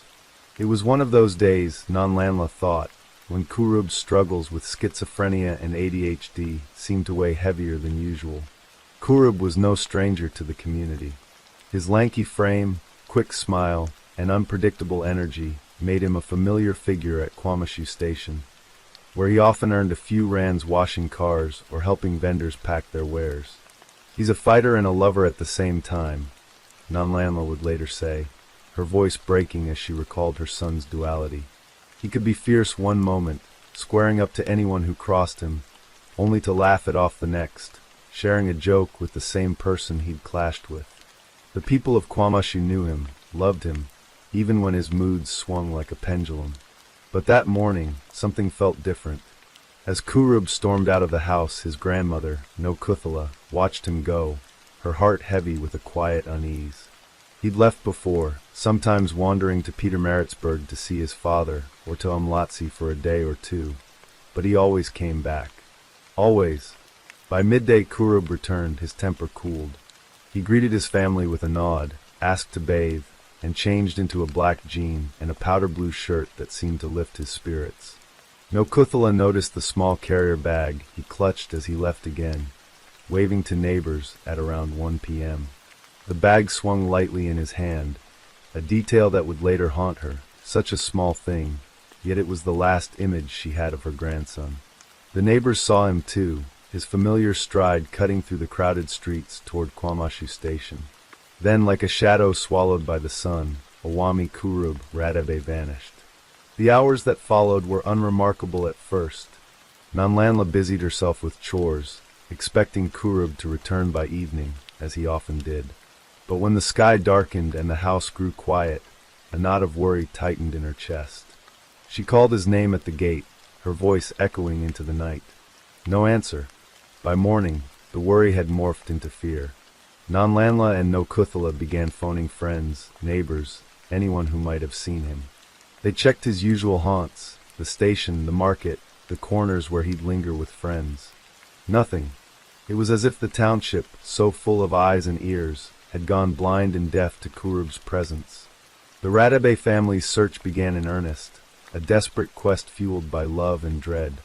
Nanlanla, a woman whose strength had carried her through years of hardship, felt her resolve tested as she knocked on doors and scoured the streets. Nokuthela, her face etched with lines of worry, joined her, their footsteps tracing a map of Kwamashu's sprawling lanes. They went to the police, filing a missing person report with the South African Police Service, SAPS. But the officers seemed overwhelmed, their desks piled high with cases. "We'll look into it," one said, his tone flat, offering little comfort. The family didn't wait. They spread word through the community, their pleas amplified by Izathunywa Zokugsana, Missing Persons South Africa, a grassroots organization dedicated to finding the lost. Flyers went up on lamp posts and shop windows, Kurub's face staring out from grainy photos, his powder blue shirt a beacon in their minds. Days turned into weeks, and the search grew more frantic. The family combed Durban's city center, checked hospitals, peered into mortuaries with bated breath, and even searched under bridges, where the homeless sometimes gathered. Each dead end was a fresh wound. False leads poured in, sightings that weren't him, rumors that he'd been seen in Umlatsi, or even as far as Johannesburg. The cruelest blow came when strangers arrived at the Radebe home, offering condolences for a death that hadn't been confirmed. They said he was found deceased, Nanlanla recalled, her voice trembling. Some even offered funeral assistance. It was traumatizing. The family clung to hope, but it was a fragile thing, fraying with each passing day. The community rallied, as Kwamashu communities do. Neighbors joined the search, volunteers distributed flyers, and local vendors kept an eye out at the station. But the absence of answers gnawed at everyone. Kurub, with his larger-than-life presence, couldn't have just vanished. Could he? The family's frustration with the police grew. "The police are failing us," Nokuthela said, her voice sharp with anger. They appealed to higher authorities, naming Minister Sentsom Chinu and General Nlanhla Mkhwanazi in their pleas, hoping for resources, for manpower, for anything that might bring Kurub home. The silence from official channels was deafening. As August gave way to September, the Radebe home became a place of restless vigil.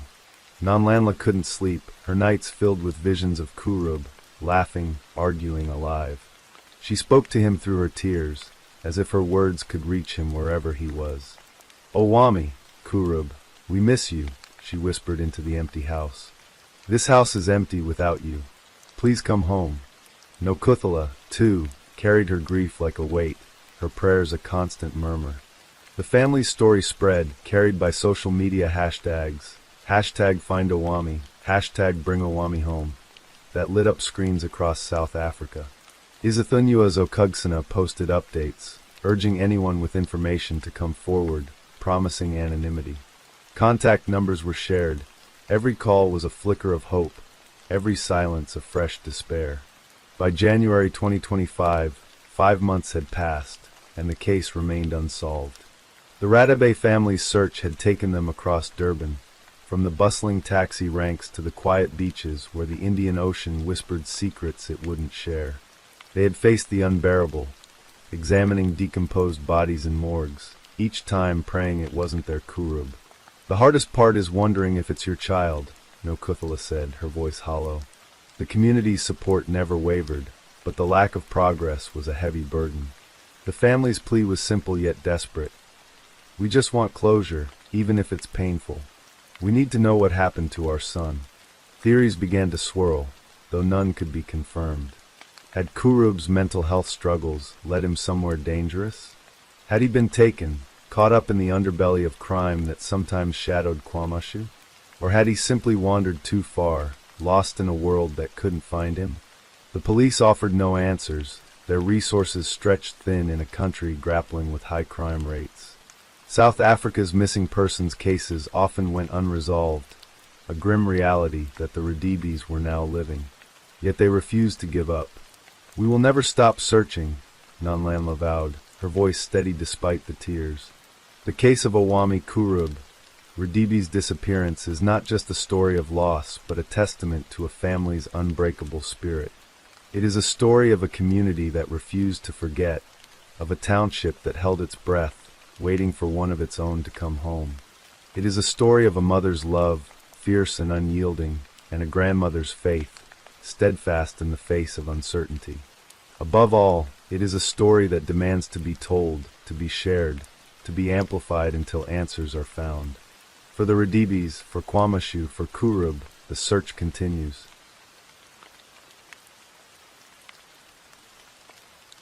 Story 7. The winter of 2019 in Berlin was unforgiving, the kind of cold that settled into the bones and lingered like an unwelcome guest. In the working-class neighborhood of Brits, nestled within the sprawling borough of Neukölln, life moved to the rhythm of routine. Children trudging to school, parents hurrying to work, the hum of traffic blending with the distant clatter of trams. But on the morning of February 18th, 2019, that rhythm faltered. A 15-year-old girl named Rebecca Reusch, known to her family as Betchy, vanished from her sister's home, leaving behind a void that would haunt her family, captivate a nation, and unravel a mystery that remains unsolved to this day.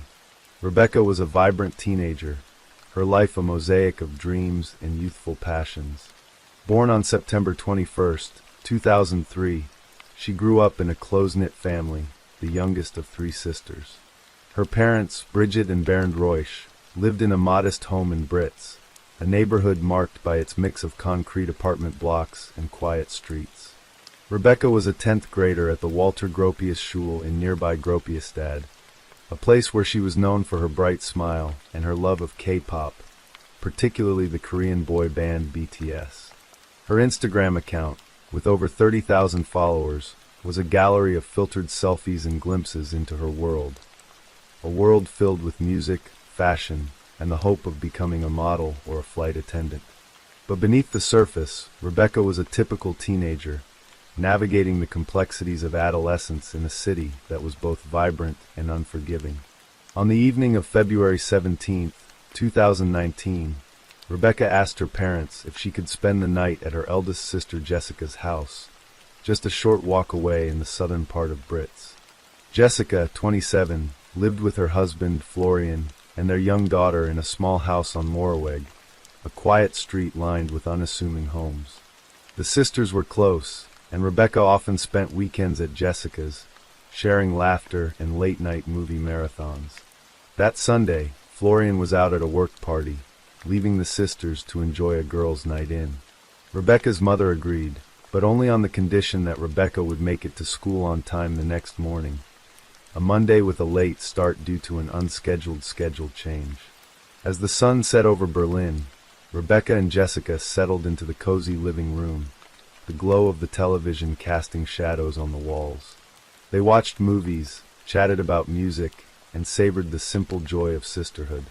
Rebecca, dressed in her favorite BTS hoodie, a pink plush jacket, ripped jeans, and black and white Vans sneakers, curled up on the couch where she planned to sleep. Jessica retired to her bedroom upstairs, her daughter tucked in beside her, leaving Rebecca to drift off in the quiet of the living room. Outside, the neighborhood was still, the only sounds the occasional car passing by and the distant bark of a dog. At 5:45 a.m., Florian returned home from the party, his footsteps heavy from a long night. He slipped into the house, careful not to wake his daughter or Rebecca, and headed straight to bed. The house settled back into silence, the world outside still dark. At 7 a.m., Jessica rose, bundling her daughter into warm clothes for the trip to daycare. She didn't check on Rebecca, assuming her sister was still asleep on the couch, and left the house quietly, locking the door behind her. In that moment, only two people remained in the house, Rebecca and Florian. It was a detail that would soon become the fulcrum of a case that gripped Germany. By 7:15 a.m., Bridget Reusch was already up, her maternal instincts nudging her to check on her daughter. She dialed Rebecca's number, expecting to hear her sleepy voice promising to get ready for school. But the call went straight to voicemail. Bridget frowned, assuming the phone was off or out of battery, and tried again at 8:25 a.m. Again voicemail. A flicker of unease stirred in her chest, but she pushed it aside. Rebecca was probably just running late. She called Jessica, who confirmed she'd left for work and daycare, then Florian, who answered groggily. He told Bridget that Rebecca must have already left for school, as she wasn't in the house. The words struck Bridget as odd.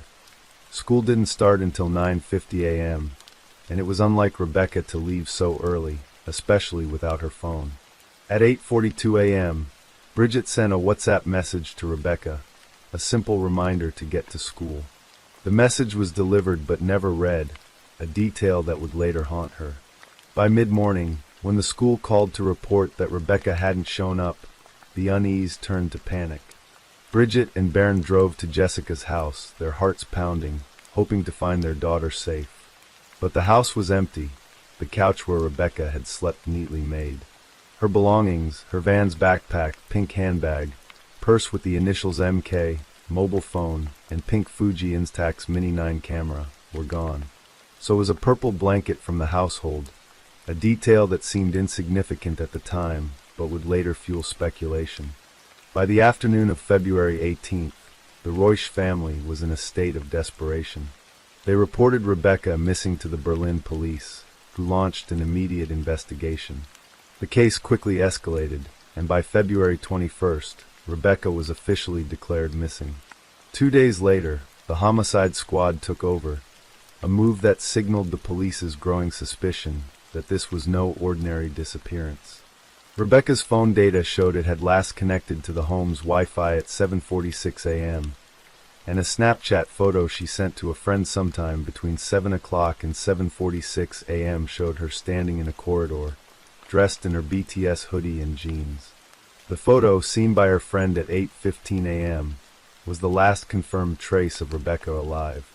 The police turned their attention to the house on Moorweg, where the last known moments of Rebecca's life had unfolded. Florian, the only person known to be with her that morning, became the focus of their scrutiny. He was arrested on February 28th, just 10 days after Rebecca's disappearance, based on inconsistencies in his story. He claimed he'd slept through the morning after returning from the party, but router data showed he'd been active online, visiting websites that included disturbing content involving bondage and strangulation. More damning, traffic cameras captured his car on the A12 motorway toward Poland at 10:45 a.m. on February 18th, and again on the evening of February 19th. When questioned, Florian offered a vague explanation, claiming the trips were related to a drug deal, but he refused to elaborate. He was released on March 1st, arrested again on March 4th, and released again on March 22nd, as police lacked sufficient evidence to hold him. The case exploded into the public consciousness, drawing comparisons to the disappearance of Madeleine McCann for its mystery and media frenzy.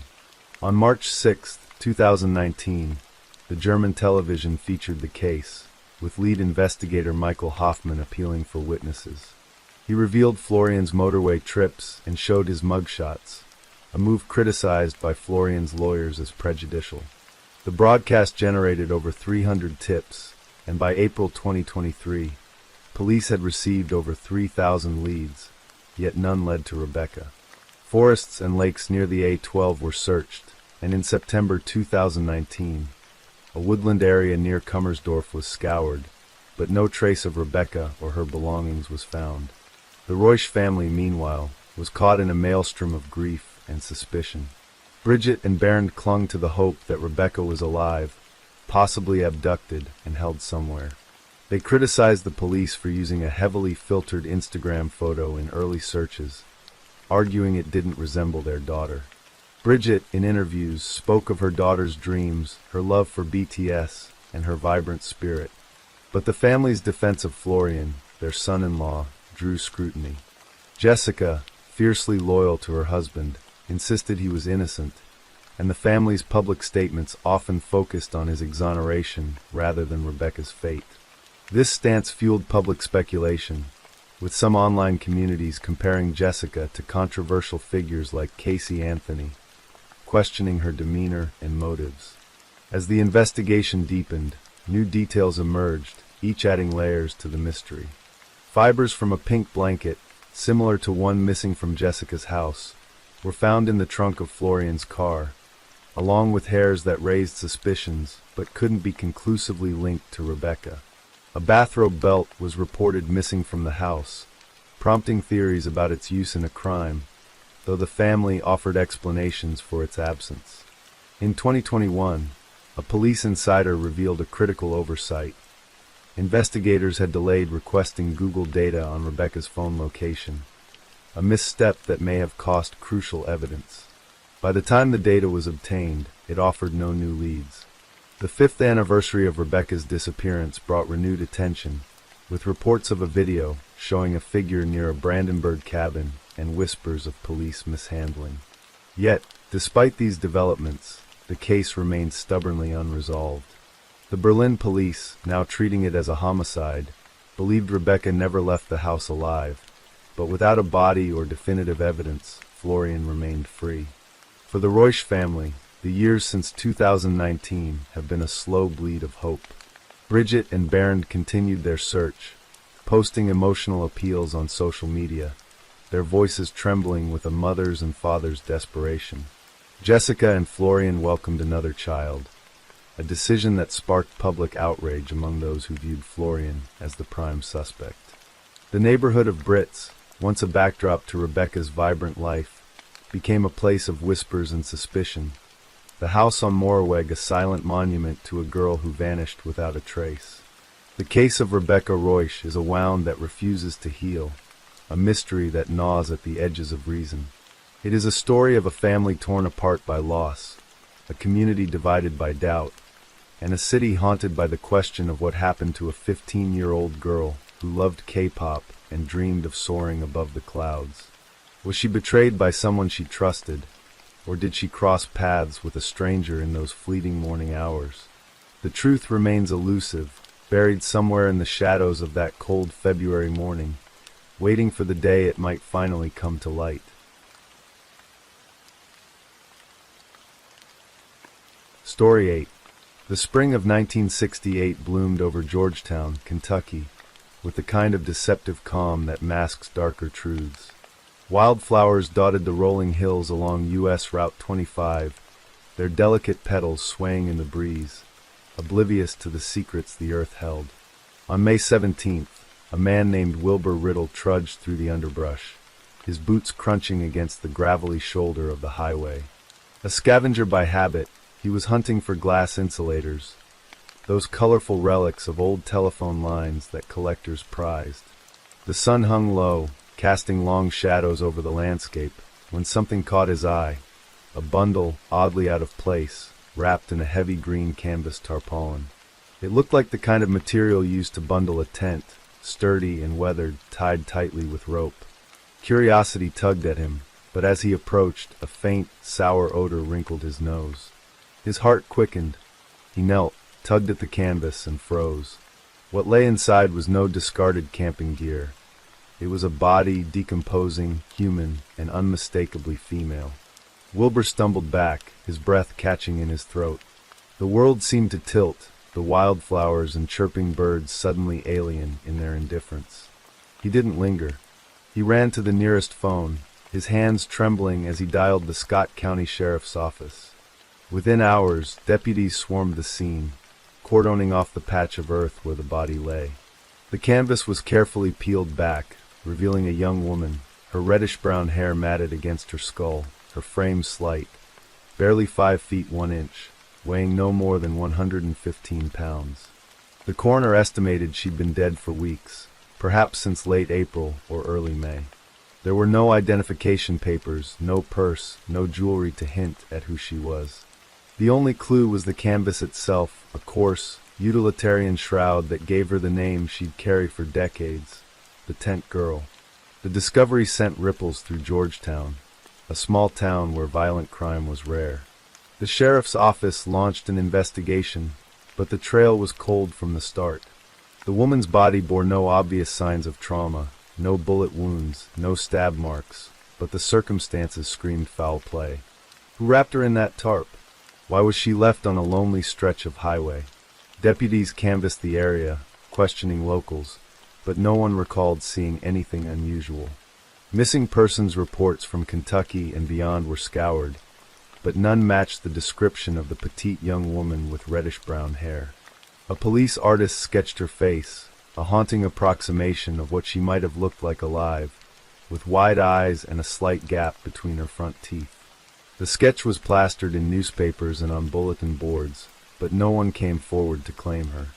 In 1971, with no leads and no identity, the town laid her to rest in Georgetown Cemetery. A local company donated a headstone, etched with the words, "Tent Girl." Found May 17, 1968 on U.S. Highway 25 N. Died about April 26 to May 3, 1968. Age about 16 to 19 years. Height 5 feet 1 inch. Weight 110 to 115 pounds. Reddish-brown hair. Unidentified. Beside the inscription was an engraving of the police sketch, a ghostly reminder of a life lost and a mystery unsolved. The townsfolk mourned her, not as a neighbor or friend, but as a symbol of something fragile and broken. Yet, as years turned to decades, the Tent Girl faded into local lore, a sad footnote in Georgetown's history. In East St. Louis, Illinois, 25 years earlier, a girl named Barbara Ann Hackman was born on September 12, 1943. The Hackman family was close-knit, anchored by Harry and Louise, who raised Barbara and her 3 sisters, Rosemary, Jan, and Marie, in a modest home filled with the hum of daily life. Barbara, or Bobby as her family called her, was a bright spark, small in stature but big in personality. Her reddish-brown hair framed a face that carried a quiet determination, and her smile, with its distinctive gap between her front teeth, was quick and warm. She was the kind of girl who dreamed beyond the confines of her working-class roots, her eyes often drifting to the horizon as if searching for something more. By her teens, Bobby's life took a turn that would set her on a path toward tragedy. In the early 1960s, while still a teenager, she met George Earl Taylor, a man whose charm masked a restless, unstable core. George was older, a carnival worker from Florida with a weathered face and a past he didn't share easily. He was a single father, claiming his first wife had left him for another man, leaving him to raise his young daughter alone. Bobby, barely out of high school, was drawn to his stories of life on the road, the bright lights of the carnival, the promise of adventure. To her family, the match seemed hasty, but Bobby was in love, or at least, in love with the idea of escape. They married quickly, and soon after, Bobby gave birth to a daughter, a bright-eyed girl who became the center of her world. The young family settled in Lexington, Kentucky, about 15 miles from Georgetown. Life wasn't easy. George's work with the carnival kept him away for long stretches, leaving Bobby to care for their daughter in a small apartment that felt more like a way station than a home. Money was tight, and George's temper could flare unpredictably, casting shadows over their marriage. Bobby's sisters, especially Rosemary, noticed the strain in her letters and phone calls. She spoke less of adventure and more of exhaustion, her voice tinged with a quiet resignation. Still, she doted on her daughter, who was 8 months old by the fall of 1967, and clung to the hope that things would get better. Then, in December 1967, Bobby vanished. George told her family she'd left him, run off with another man, abandoning her daughter without a word. The story didn't sit right with the Hackmans. Bobby was devoted to her child. She'd never leave her behind. But George was adamant, and with no missing person report filed, the police spots had little to go on. The Hackmans, scattered across states, searched as best they could, calling hospitals, checking with friends, but Bobby was gone, as if the earth had swallowed her whole. Her sisters held on to hope, but as months turned to years, that hope grew brittle, a fragile thread stretched across an abyss of uncertainty. Back in Georgetown, the Tent Girl's case grew colder with each passing year. The sheriff's office kept her file open, but without new evidence, it was relegated to a drawer, a nagging reminder of failure. The headstone in the cemetery became a pilgrimage site for a few curious souls, but most moved on, their lives untouched by the mystery. That is, until a young man named Todd Matthews entered the story. Todd was an unlikely hero, a factory worker from Livingston, Tennessee, with no formal training in investigation. In the late 1980s, he married Lori Riddle, the daughter of Wilbur Riddle, the man who'd found the Tent Girl's body. Wilbur, now an older man, carried the weight of that day like a stone in his chest. He'd tell the story late at night, his voice low, describing the tarp, the smell, the way the world seemed to hush around the discovery. Todd listened, captivated, not just by the mystery but by the human tragedy of it. A young woman, unnamed, unclaimed, her story unfinished. Todd's obsession grew.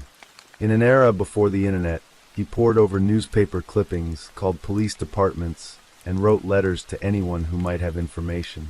When the internet emerged in the mid-1990s, it was a revelation. Missing persons databases, rudimentary but growing, offered a new way to connect dots. Todd spent nights hunched over his computer, scrolling through reports of missing women, comparing descriptions to the Tent Girl's profile. 5 feet 110 to 115 pounds, reddish-brown hair, age estimated at 16 to 19. The age was a problem. Bobby was 24 when she disappeared, but coroners often underestimated ages in unidentified cases, and Todd wasn't deterred. In 1997, he launched a website dedicated to the Tent Girl, a digital beacon for anyone who might know something. He posted the police sketch, the details of her discovery, and a plea for information. The site was simple, built with the clunky tools of early web design, but it was a labor of love. Todd's wife, Lori, supported him, though she sometimes worried about the toll it took. He'd stay up until dawn, his eyes red from the screen, driven by a need to give the Tent Girl her name. Meanwhile, in Arkansas, Rosemary Westbrook, Bobby's sister, was doing her own searching. The Hackman family had never accepted George's story about Bobby running off. Rosemary, now in her 40s, had taken to the internet, posting about her missing sister on nascent missing persons forums. She described Bobby's reddish-brown hair, her slight build, the gap in her teeth, and the fact that she'd disappeared from Lexington in late 1967. The post was a long shot, a message in a bottle tossed into the digital sea. In early 1998, Todd stumbled across Rosemary's post. His heart raced as he read the description. The details aligned too closely to be coincidence. The location, the physical characteristics, the timing. He emailed Rosemary, his message cautious but hopeful, outlining the Tent Girl case and asking if Bobby could be a match. Rosemary's reply came quickly, her words trembling with possibility. She'd always believed Bobby was out there, somewhere, and the idea that she might have been the Tent Girl both horrified and galvanized her. The Scott County Sheriff's Office was skeptical but intrigued. They'd long since exhausted their leads, but Todd's persistence and Rosemary's certainty prompted action. In April 1998, they exhumed the Tent Girl's remains from Georgetown Cemetery. The process was grim, the coffin lifted from the earth under the watchful eyes of deputies and forensic experts. DNA technology, still in its infancy, was their best hope. Samples from the remains were compared to DNA from Bobby's sisters. Days turned to weeks, the waiting agonizing for both the Hackmans and Todd. Then, on April 23, 1998, the sheriff's office announced the result. The Tent Girl was Barbara and Hackman Taylor. The identification was a bittersweet triumph. For the Hackmans, it confirmed their worst fears. Bobby had been murdered, her body discarded like refuse. For Todd, it was validation of years of work, but also a sobering reminder of the crime's brutality. The sheriff's office turned its attention to George Earl Taylor, Bobby's husband, who died of cancer in 1987. He'd been a carnival worker, a drifter whose life was as transient as the fares he worked. His story about Bobby leaving him for another man now seemed like a flimsy lie, and his failure to report her missing pointed to guilt. Investigators believed he was the prime suspect, but with him dead, justice was out of reach. The case remained officially unsolved, a wound that wouldn't fully heal. The Hackmans reburied Bobby in Georgetown Cemetery, under the original headstone, but with a new base added. It read, Barbara and Bobby Hackman. September 12, 1943 C. December 6, 1967. Loving mother, grandmother, and sister. They omitted George's surname, a quiet act of defiance against the man they believed took her life. Bobby's daughter, now grown and living in Ohio with her own family, learned of her mother's fate. She'd been too young to remember Bobby, but the knowledge that her mother hadn't abandoned her brought a fragile sense of closure. Todd Matthews, forever changed by the case, co-founded the Doe Network, a volunteer organization dedicated to matching missing persons with unidentified remains. The Tent Girl case became a touchstone, proof that persistence and technology could solve even the coldest mysteries. The story of Bobby Hackman Taylor spread beyond Georgetown, covered in true crime shows like Who Killed Jane Doe, and podcasts like Crime Junkie and My Favorite Murder. Each retelling honored Bobby's memory, but also underscored the tragedy. A young mother, full of dreams, silenced too soon. The years passed, and Georgetown's wildflowers continued to bloom along U.S. Route 25. The highway stretched on, indifferent to the lives it intersected. Bobby's story, though, lingered in the hearts of those who knew it. Her sisters visited her grave, leaving flowers and whispering prayers. Todd Matthews continued his work, driven by the memory of the Tent Girl and the countless others still waiting for their names. And in the quiet of the cemetery, Bobby's headstone stood as a testament to a life reclaimed, a mystery solved, and a family's enduring love. Story 9. The morning of May 28, 2019, dawned crisp and clear in Kawasaki City, a bustling urban sprawl just outside Tokyo's frenetic heart. The Tama Ward, with its quiet residential streets and neatly trimmed hedges, hummed with the gentle rhythm of routine. School children in pressed uniforms gathered at bus stops, their laughter mingling with the chirping of sparrows. Parents sipped coffee in nearby homes, preparing for the day's demands, while the city's pulse beat steadily, unassuming and familiar. But beneath this veneer of normalcy, a darkness was stirring, one that would shatter the lives of many in a matter of minutes. At the center of this tragedy was Ryuichi Iwasaki, a 51-year-old man whose name would soon be etched into Japan's collective memory. Iwasaki was not a figure who commanded attention in life. He was a recluse, a man who had withdrawn from the world, living in the shadows of his elderly aunt and uncle's home in Kawasaki's Aseo ward. To neighbors, he was a fleeting presence, a man who rarely spoke, whose existence seemed to blur into the background of their daily lives. But on that fateful morning, Iwasaki stepped out of the shadows, carrying with him a plan so horrific it would leave a nation reeling. The bus stop near Noburito Park was a familiar gathering point for students of Caritas Gakuen, a Catholic elementary school founded by the Soeurs de la Charite de Quebec. The children, mostly girls, stood in orderly lines, their school bags slung over their shoulders, chatting about homework and weekend plans. Among them was 11-year-old Hanako Muraoka, a bright-eyed girl with a penchant for drawing and a laugh that could light up a room.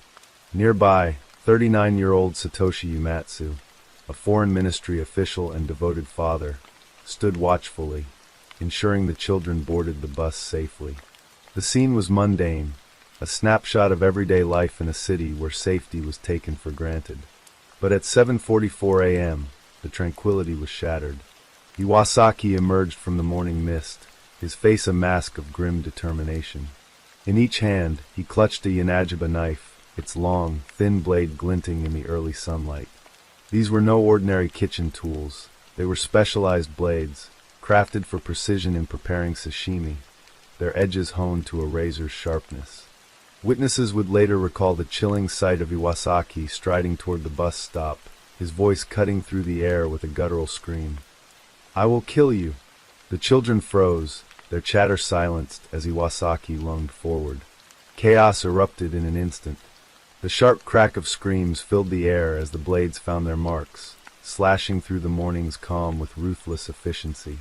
Hanako Muraoka, standing near the front of the line, was among the first to fall, her small frame crumpling to the ground as blood stained her white uniform.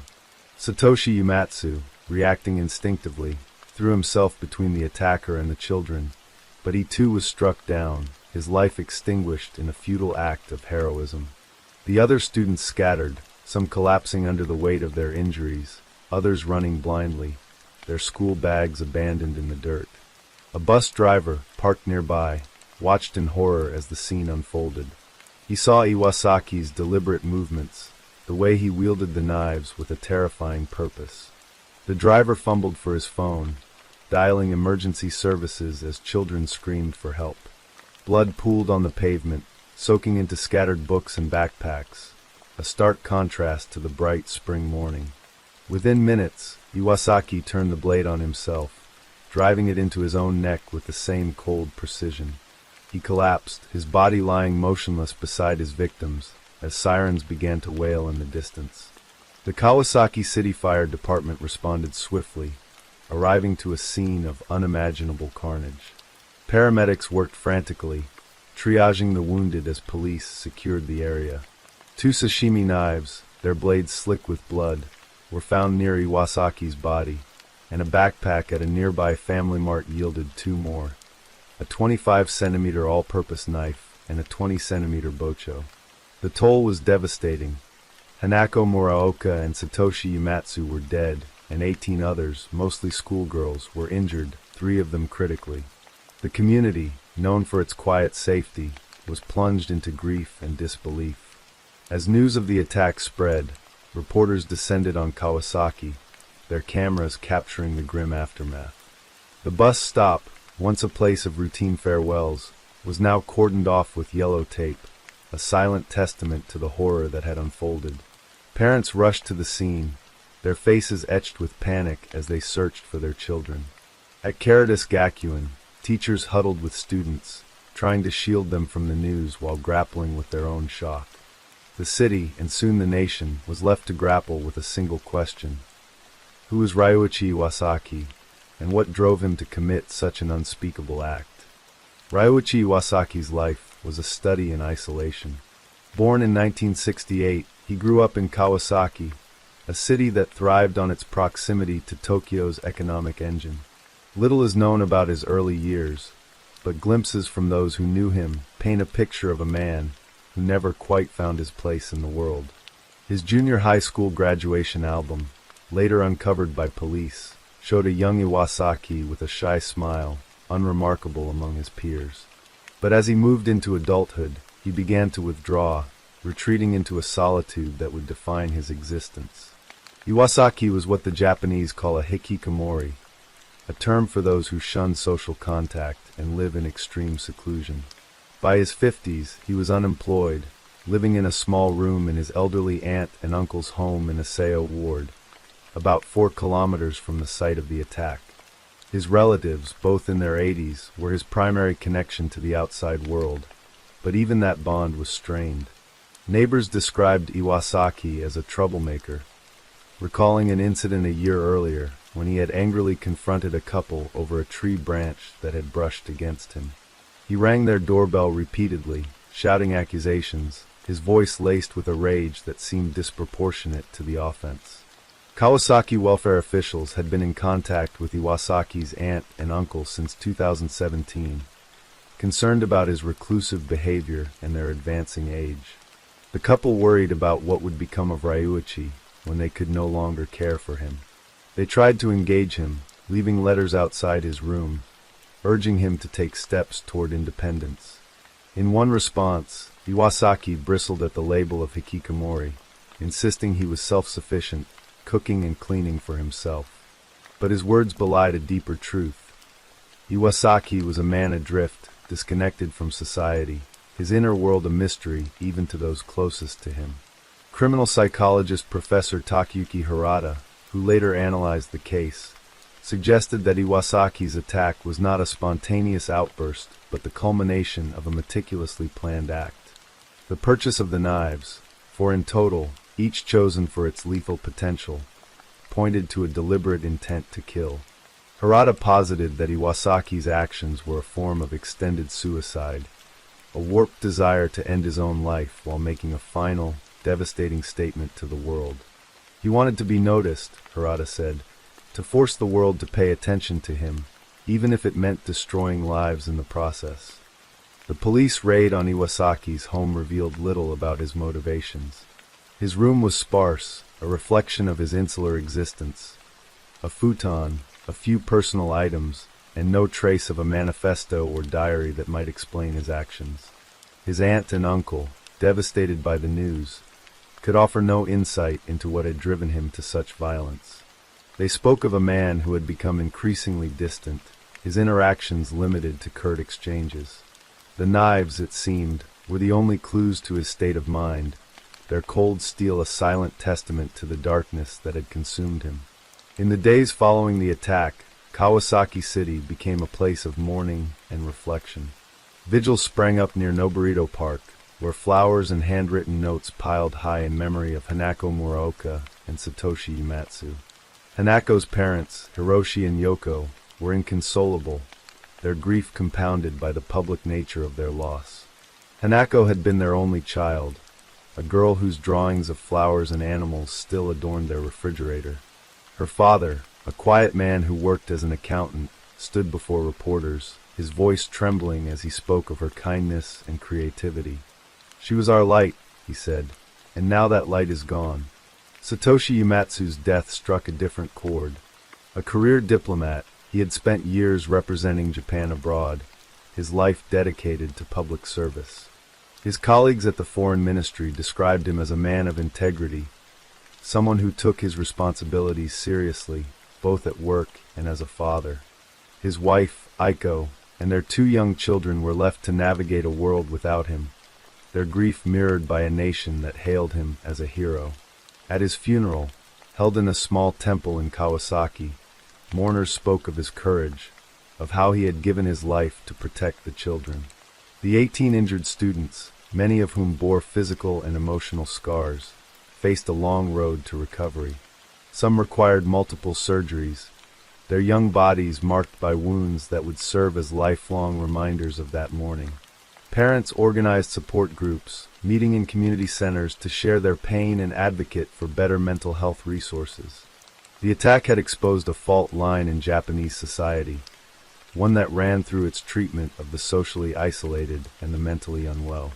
The term hikikomori became a focal point of national debate. In Japan, an estimated 1.15 million people, mostly men, live as recluses, retreating from social and economic pressures into lives of solitude.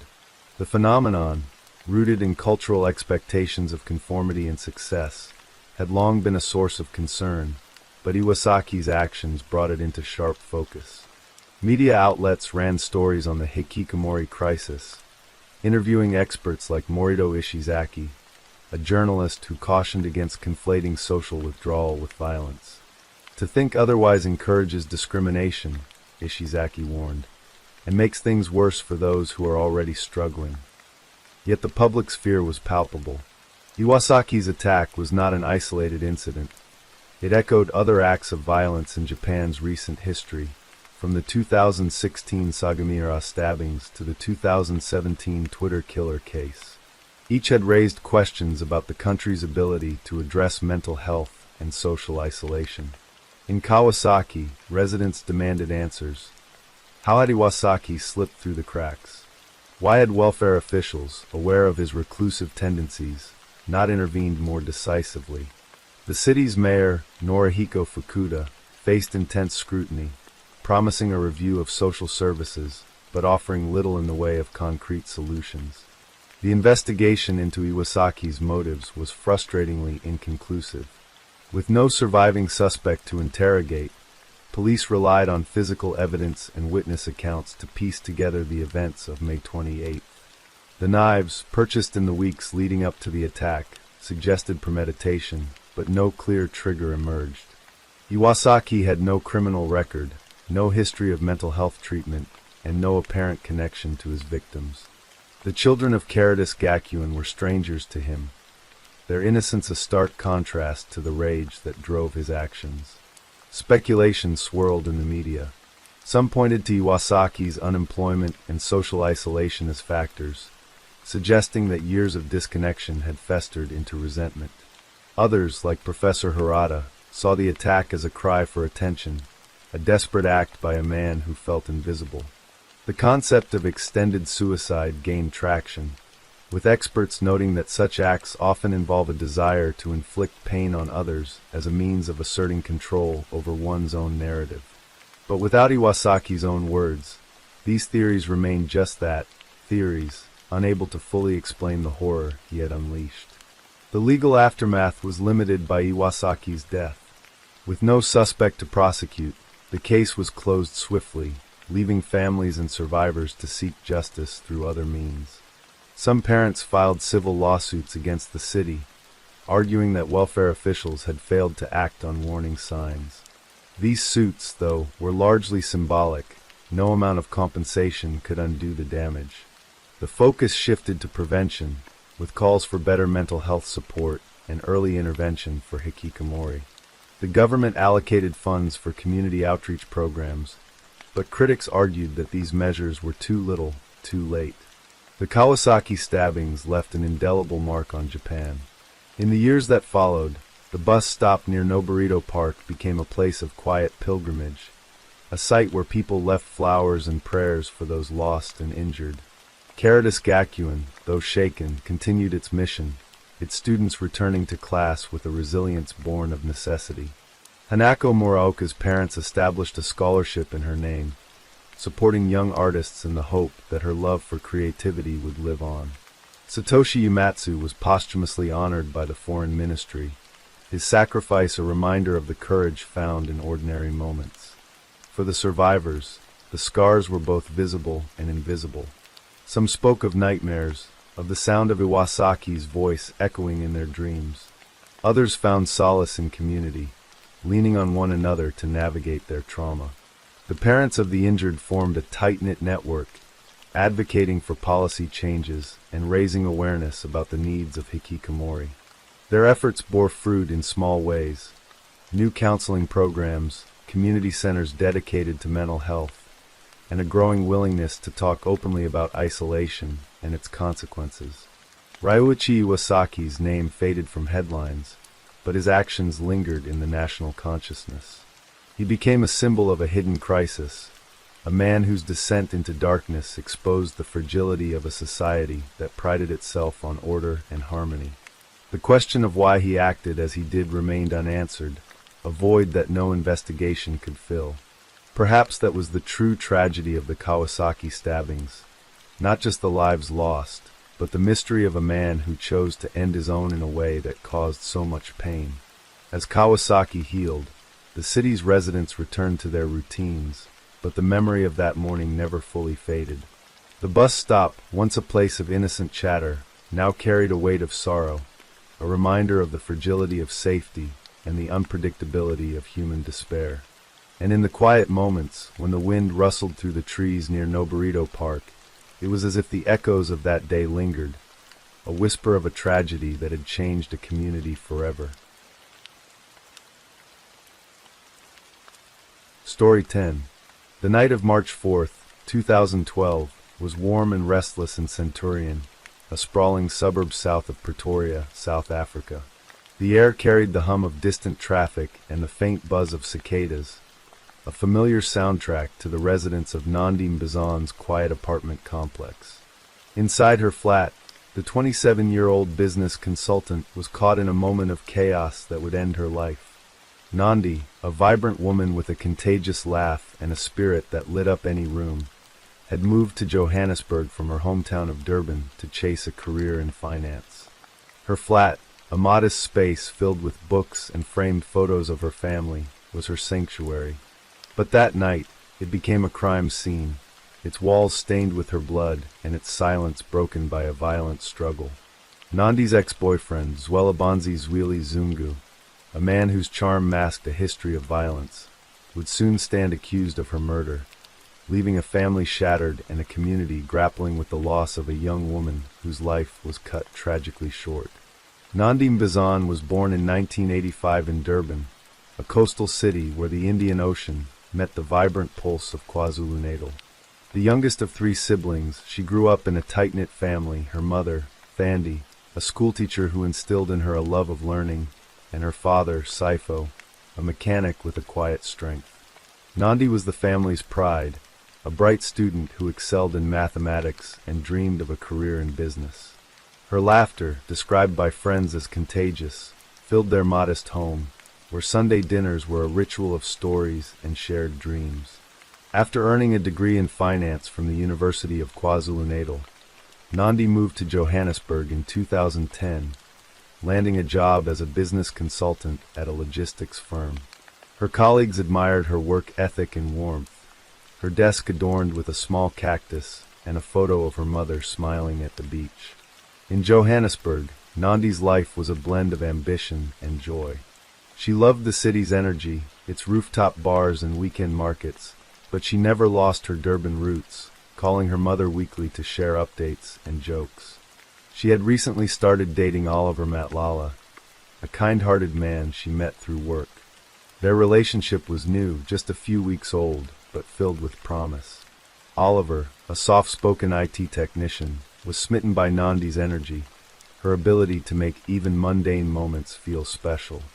Yet Nandi's past lingered in the form of Zweli Zungu, her ex-boyfriend of 2 years. Zweli, a 30-year-old businessman with a polished exterior, had a darker side. Friends knew him as charming but volatile, his temper flaring in moments of jealousy. Nandi had ended their relationship in 2011, tired of his controlling nature, but Zweli struggled to let go, his calls and texts a persistent shadow. On the evening of March 4th, Nandi and Oliver were at her flat, sharing a quiet dinner of takeaway curry and rice. The mood was light, their conversation drifting from work to plans for a weekend getaway. Around midnight, the air shifted. A loud knock startled them, followed by the sound of a key turning in the lock. Zweli, who still had a key to Nandi's flat from their time together, burst in, his face twisted with rage. What followed was a violent confrontation, the details of which would later emerge in court. Zweli, fueled by jealousy, attacked Oliver, striking him repeatedly until blood streamed from his head. Nandi, caught in the chaos, tried to intervene, her voice rising in panic. Zweli turned on her, his anger unchecked. Oliver, dazed and bleeding, was forced to leave, stumbling to Nandi's car and driving to his mother's house in Bramley. Nandi was left alone with Zweli, her fate sealed in the hours that followed. The next morning, Nandi's absence was a quiet alarm. She didn't answer her phone, her usual morning texts to friends unanswered. Her close friend, Fium, a fellow consultant who shared Nandi's love of coffee and long chats, grew worried when Nandi didn't show up for work. Fium called Oliver, who recounted the night's events, his voice heavy with guilt. Together, they went to Nandi's complex, joined by a colleague and a security guard. The door to her flat was locked, but when they forced it open, the scene inside was chilling. The living room was in disarray, furniture overturned, a lamp shattered on the floor. Blood stained the carpet, later confirmed to be Nandi's, and fingerprints on a glass and a door handle pointed to Zweli's presence. Nandi was nowhere to be found. Fium alerted the police, her hands shaking as she dialed. The Centurion police arrived, their initial response marked by a frustrating nonchalance. They took statements from Oliver and Fium, noting the blood and fingerprints, but seemed reluctant to act swiftly. Oliver, still reeling from the assault, was arrested on suspicion of kidnapping, a move that would later prove to be a grave misstep. He described the police's brutality, hours of interrogation, accusations that his tattoos marked him as a criminal, and most harrowing, a session at the Germiston Organized Crime Unit where officers tied wires to his toes and electrocuted him. They thought I knew where she was, Oliver later told News 24, his voice breaking. I was terrified they'd kill me. After hours of torture, he was released, the police driving him to his mother's house and leaving him bruised and shaken. The investigation shifted when forensic evidence linked Zweli to the scene. Fingerprints and DNA confirmed he had been in Nandi's flat that night, and the blood on the carpet was hers. The police issued a warrant for Zweli's arrest, offering a 50,000 rand reward for information on his whereabouts. Yusuf Abramji, head of Crime Line, urged the public to come forward, emphasizing the anonymity of their tip line. Somebody knows where Zungu is, he told IOL, his voice firm. We believe he can help us in our investigation. Zweli, however, had vanished, his phone off and his usual haunts empty. The police also sought Nandi, clinging to the faint hope she was alive, but her family braced for the worst. Thandim Bazan, Nandi's mother, sat in her Durban home, clutching a photo of her daughter, her prayers a quiet plea for answers. The weeks that followed were a blur of anguish and action. Fium, devastated by her friend's disappearance, posted on social media, her words raw with grief. I wish Nandi was at her desk right now, she wrote on her blog, Miss Neudel. I wish her family weren't going through this turmoil. The post went viral, shared by friends and strangers alike, amplifying the search for Nandi. Flyers with her photo, a smiling young woman with bright eyes and a warm smile, appeared across Centurion and Pretoria. The media picked up the story, with outlets like YNCA and Times Live reporting on the case's chilling details. The blood in Nandi's flat, the violent altercation, and Zweli's history of abuse painted a grim picture. Friends described Nandi as a source of light, her laughter a constant in their lives. She was always happy, Fium told YNCA, her voice cracking. This doesn't make sense. Zweli's past came under scrutiny. Classmates from his university days, including Fium, recalled his volatile nature. He had been involved in a political organization, his charisma drawing people in, but his relationships were marked by control and aggression. He has a violent history, Fium wrote, her words heavy with regret. I wish I could not believe he's capable of this, but I do. Women who had dated Zweli shared stories of emotional and physical abuse, their accounts corroborating the police's suspicions. The manhunt intensified, with police raiding properties in the East Rand and KwaZulu-Natal, but Zweli remained elusive, a ghost in the system. In April 2012, the police's focus sharpened. Brigadier Neville Malila, a Gauteng police spokesman, addressed the media, his tone urgent. We know the public can assist, he said, reiterating the reward for information. The case bore eerie similarities to the disappearance of Frances Razuge, a 23-year-old woman who vanished in 2004 and whose remains were later found, her boyfriend convicted of her murder. The comparison fueled public interest, with true crime forums buzzing with theories. Some speculated Nandi had been kidnapped, others that Zweli had killed her in a fit of rage and disposed of her body. The absence of Nandi's remains became a haunting question, her family torn between hope and despair. Zweli's surrender in May 2012 was a turning point. He walked into a Pretoria police station, his demeanor calm but guarded, and was arrested on charges of murder and kidnapping. In court, he applied for bail, claiming police brutality and alleging officers had assaulted his mother and bugged his phone. Investigating officer Ignatius Kruger refuted the claims, testifying that Zweli was the last person seen with Nandi and posed a risk to witnesses if released. The state opposed bail, citing the blood evidence and Zweli's history of violence. The court denied his application, and Zweli remained in custody at Pretoria Central Prison, his trial set for late 2015. The wait for justice was agonizing for Nandi's family. Thandi traveled to Pretoria for every court appearance, her face etched with grief. She spoke little to the media, her pain too raw for words, but her presence was a quiet force, a mother's refusal to let her daughter's story fade. Saifo, Nandi's father, stayed in Durban, caring for her siblings, who were struggling with their own loss. Nandi's older brother, Mlunjizai, took to social media, pleading for anyone with information to come forward. "She was our light," he wrote. "We need to know what happened." The family's pain resonated with South Africans, many of whom saw Nandi's story as a stark reminder of the country's epidemic of gender-based violence. Oliver, meanwhile, grappled with the trauma of his arrest and torture. He filed a complaint with the Independent Police Investigative Directorate, IPID, but was told the statute of limitations had lapsed. "I'm okay physically," he told News 24 in 2016, "but I never got counseling. I wake up shaking sometimes." His ordeal highlighted the police's mishandling of the case, their rush to pin blame on him, delaying the focus on Zweli. Oliver's relationship with Nandi, so brief yet meaningful, became a source of guilt. "I should have stayed," he said, his voice heavy. "Maybe she'd be here." The trial began on October 5, 2015, in the North Gauteng High Court, a modern building in Pretoria where the air was thick with anticipation. Zweli, dressed in a dark suit, sat impassively as the prosecution, led by advocate Thandi Mabe, laid out the case. The evidence was damning: Nandi's blood in the flat, Zweli's fingerprints, and Oliver's testimony about the assault. Forensic experts confirmed the blood matched Nandi's DNA, and a neighbor reported hearing shouts and a struggle that night. The prosecution argued Zweli had killed Nandi in a jealous rage, likely disposing of her body to cover his tracks. "This was no accident," Mabe told the court, her voice steady. "This was a calculated act by a man who couldn't accept rejection."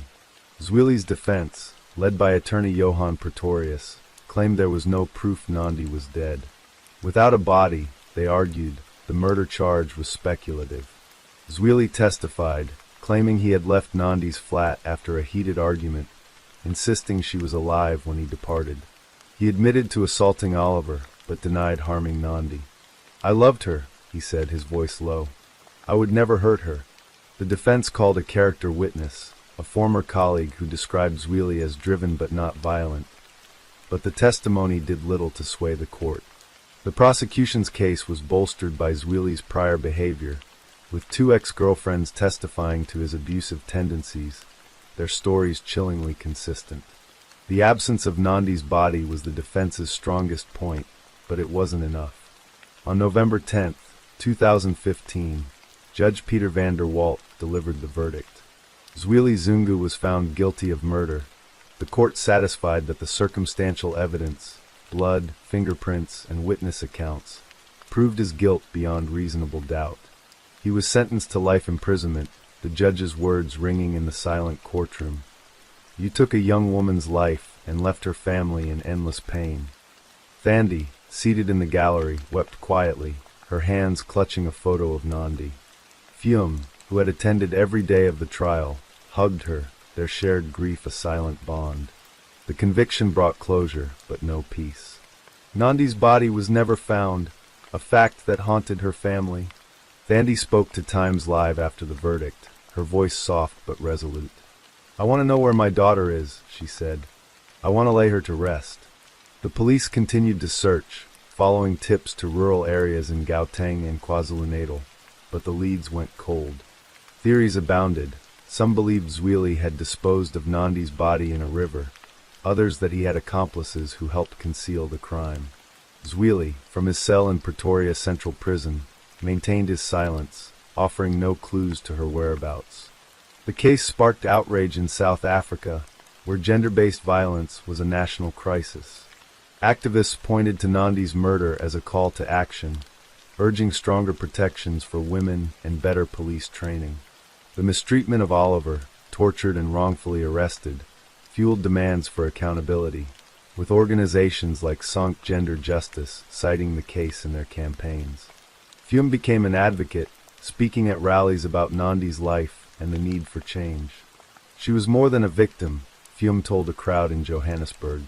"She was a daughter, a sister, a friend. We have to fight for her and all the women like her." In Centurion, Nandi's flat was cleaned and re-rented, but the memory of her lingered. Neighbors left flowers at the complex gate, a quiet tribute to a woman they barely knew, but whose loss they felt deeply. Thandi and Sifo created a small memorial in their Durban home, a corner with Nandi's photos and her favorite scarf, a place to remember her light. Mlunjizai, now a father, named his daughter Nandi, a way to keep his sister's spirit alive. Oliver, scarred by his experience, moved to Cape Town, seeking a fresh start but carrying Nandi's memory with him. The murder of Nandi Mbazan was a tragedy that rippled beyond her family, exposing the fragility of safety and the cost of unchecked violence. In Pretoria, the case became a touchstone, a reminder of the women lost to jealousy and rage. Thandi's prayers continued, her hope for closure fading but never gone. "I feel her sometimes," she told a friend, her eyes on the ocean. "She's with me, even if I can't find her." For those who knew Nandi, her laughter echoed in their memories, a sound that no verdict could silence. Her story, one of love and loss, remains a call to vigilance, a plea to protect the light of those who shine brightest. Story 11. The sun hung low over the turquoise waters of San Jose del Cabo, Mexico, on October 28, 2022, casting a golden glow across the resort town's sprawling villas and palm-lined beaches. Shankella Robinson, a 25-year-old entrepreneur from Charlotte, North Carolina, stepped off a plane with 6 companions, her laughter mingling with the warm breeze. She had come to celebrate a friend's birthday, her suitcase packed with colorful dresses, and her heart full of anticipation for a week of relaxation and joy. Shankella, known to her family as Quella, was a vibrant woman whose braided hairstyles and infectious smile had built her a thriving business back home. But within 24 hours, her life would end in a brutal act of violence. Her body left lifeless in a luxury villa, and her family plunged into a relentless quest for justice. The story of Shankella Robinson's murder would unravel through a chilling video, conflicting autopsies, and a trans-border investigation that exposed the fragility of trust and the weight of unanswered questions. Shankella was born on January 9, 1997, in Charlotte, a city of bustling streets and close-knit communities. The youngest of Bernard and Salamandra Robinson's 2 children, she grew up in a home filled with love and ambition. Her mother, Salamandra, a hairdresser with a knack for making everyone feel seen, taught Shankella the art of braiding, a skill she turned into a business called Exquisite Kids and Braids. Her father, Bernard, a reserved man who worked in construction, was her quiet champion, proud of her drive. Shankella's childhood was marked by her warmth.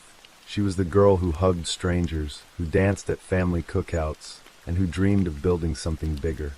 After graduating from West Charlotte High School, she attended Winston-Salem State University, where she studied business and made lifelong friends, some of whom would join her on that fateful trip to Mexico.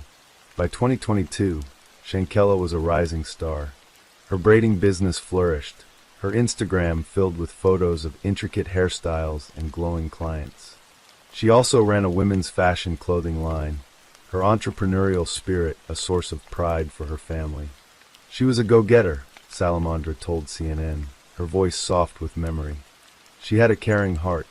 Shankella's life was busy but joyful, her days spent juggling appointments and her evenings filled with laughter over dinners with her sister, Quilla, or phone calls with her parents. When a friend proposed a group trip to Cabo for a birthday celebration, Shankella jumped at the chance. She packed her bags, called her mother to share her excitement, and boarded a flight with 6 others, friends and acquaintances from her university days, including Khalil Cook, Wenna Donovan, Alice Hyatt, Nazir Wiggins, Malik Dyer, and Dejani Jackson. The group arrived at Villa Hacienda 32, a sleek, modern rental in the exclusive Puerto Los Cabos neighborhood, its glass walls opening to a pool and ocean views. Shankella, dressed in a striped shirt, snapped photos with her friends, her smile wide as they toasted to the weekend.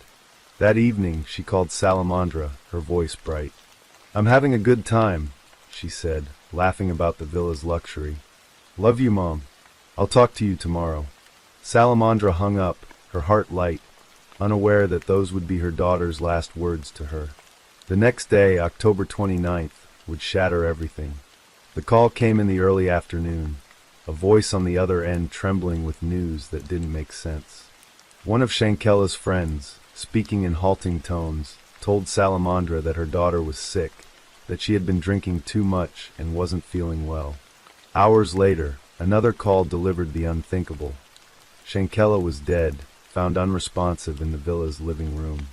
The friend claimed it was alcohol poisoning, a tragic accident after a night of partying. Salamandra's world tilted, her hands shaking as she gripped the phone. Bernard, hearing her cries, rushed to her side, his face ashen. They demanded answers, but the group's responses were vague, their stories shifting like sand. "Something's not right," Salamandra told Bernard, her voice a mix of grief and suspicion. The Robinsons' grief was raw, a wound that deepened with every unanswered question. The group returned to Charlotte, delivering Shankella's suitcase to her parents' doorstep, their faces somber but their words sparse. They repeated the story of alcohol poisoning, insisting there had been no fight, no foul play. Bernard, a man of few words, studied their expressions, sensing a hollowness in their assurances. Salamandra, unable to bear the silence, pressed for details, but the group dispersed, their phones going unanswered. The Robinsons turned to the authorities, hoping for clarity, but the initial response from Mexican police was maddeningly slow. A police report, later obtained by ABC News, stated that a doctor was called to the villa at 2:13 p.m. on October 29th, finding Shankella dehydrated and unresponsive, her friends insisting she had been drinking heavily. The doctor advised hospital transfer, but the group refused, saying she should stay at the villa. By 4:49 p.m., Shankella had no pulse, and despite CPR and adrenaline, she was declared dead at 5:57 p.m. The official narrative unraveled when an autopsy report, released on November 10th, revealed a chilling truth. Shankella had not died of alcohol poisoning. Her cause of death was listed as a severe spinal cord injury and atlas luxation, a dislocation of the neck's top vertebrae, sustained just 15 minutes before her death. The document classified the death as accidental or violent, a stark contradiction to the group's claims. The Robinsons, already grappling with loss, were now consumed by rage and betrayal. "They lied to us," Salamandra told The Independent, her voice breaking. "My baby didn't die from drinking. Someone hurt her." The case took a seismic turn on November 15th, when a video surfaced online, its contents so horrifying it sparked a firestorm. The 20-second clip, shared across social media platforms like Twitter and Instagram, showed Shankella being brutally attacked in a bedroom of the villa. A woman, later identified by the Robinsons' attorneys as Dejani Jackson, delivered a flurry of punches and kicks, slamming Shankella to the floor. Shankella, disoriented and defenseless, tried to shield herself, her voice weak as she murmured. No, in the background, a male voice, believed to be one of the group, taunted, "Quella, can you at least fight back?" Another voice laughed, the sound chilling against the violence unfolding. The video ended abruptly, but its impact was immediate, going viral and drawing outrage from black activists and online communities who demanded justice. The Robinsons watched the video in horror, their grief now laced with fury. "I couldn't believe it," Bernard told, his voice heavy with pain. "My daughter beaten like that, and they stood there watching." The video, coupled with the autopsy, shattered the narrative of alcohol poisoning.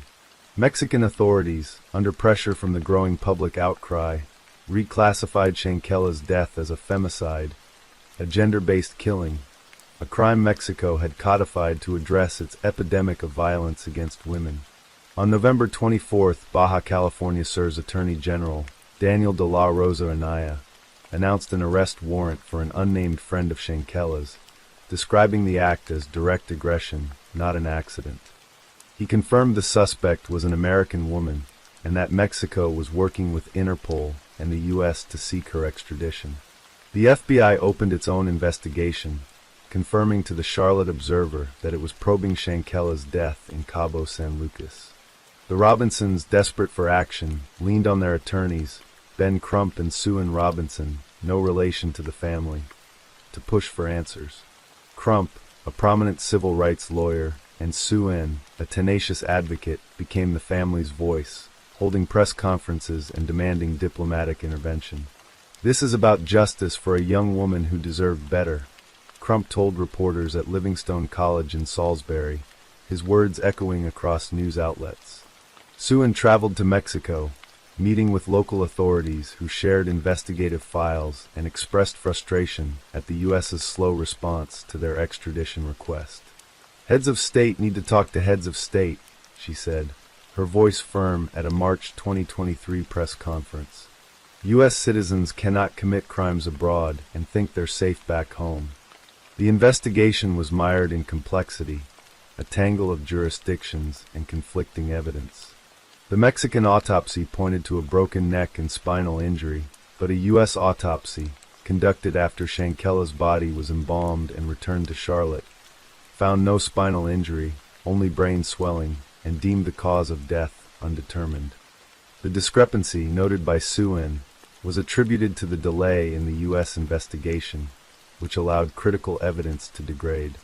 "The U.S. didn't prioritize this case," she told ABC News, her frustration palpable. "When you embalm a body, you lose the ability to detect certain injuries." The Robinsons felt abandoned, their trust in authorities eroding as weeks turned to months with no arrests. Salamandra, speaking to NBC News, expressed her anguish. "They looked me in the face and lied. I want them to answer for what they did to my daughter." The public's role was pivotal. Black activists and online sleuths, galvanized by the video, kept Shankella's story alive, sharing her photo, a radiant young woman in a pink dress, and demanding accountability. A GoFundMe campaign raised nearly $370,000, including a $65,000 donation from NBA player Kyrie Irving, to support the family's legal efforts. Community groups like the Million Youth March of Charlotte and Salisbury organized events, including a balloon release on what would have been Shankella's 26th birthday, January 9, 2023. Pink envelopes, her favorite color, filled with letters to Mexican authorities, flooded mailboxes, a symbol of the community's refusal to let the case fade. "Every pink envelope is a reminder," activist John C. Barnett told the Charlotte Observer. "We won't stop until there's justice." Yet justice remained elusive. On April 12, 2023, the U.S. Attorney's offices for the Middle and Western Districts of North Carolina announced they would not pursue federal charges, citing insufficient evidence. The available evidence does not support a federal prosecution, U.S. Attorneys Sandra J. Hairston and Dina J. King stated, noting that the U.S. autopsy and investigative materials fell short of proving a federal crime beyond a reasonable doubt. The decision crushed the Robinsons, who met with prosecutors that morning, their hopes dashed. Sue-Ann, speaking at a press conference at Little Rock AME Zion Church, was resolute. "We're disappointed but not deterred. Black and brown people have always had to carve their own path to justice." She hinted at a civil lawsuit against the 6 travel companions, accusing them of lying by omission by failing to disclose the assault. The lack of U.S. charges did not halt Mexico's efforts. The arrest warrant for Dejani Jackson, identified by the Robinsons' attorneys as the woman in the video, remained active, but extradition stalled. Paul Arnell, an associate professor at Robert Gordon University, told Newsweek that political tensions between the U.S. and Mexico could complicate the process. If Mexico has refused to send persons to the U.S.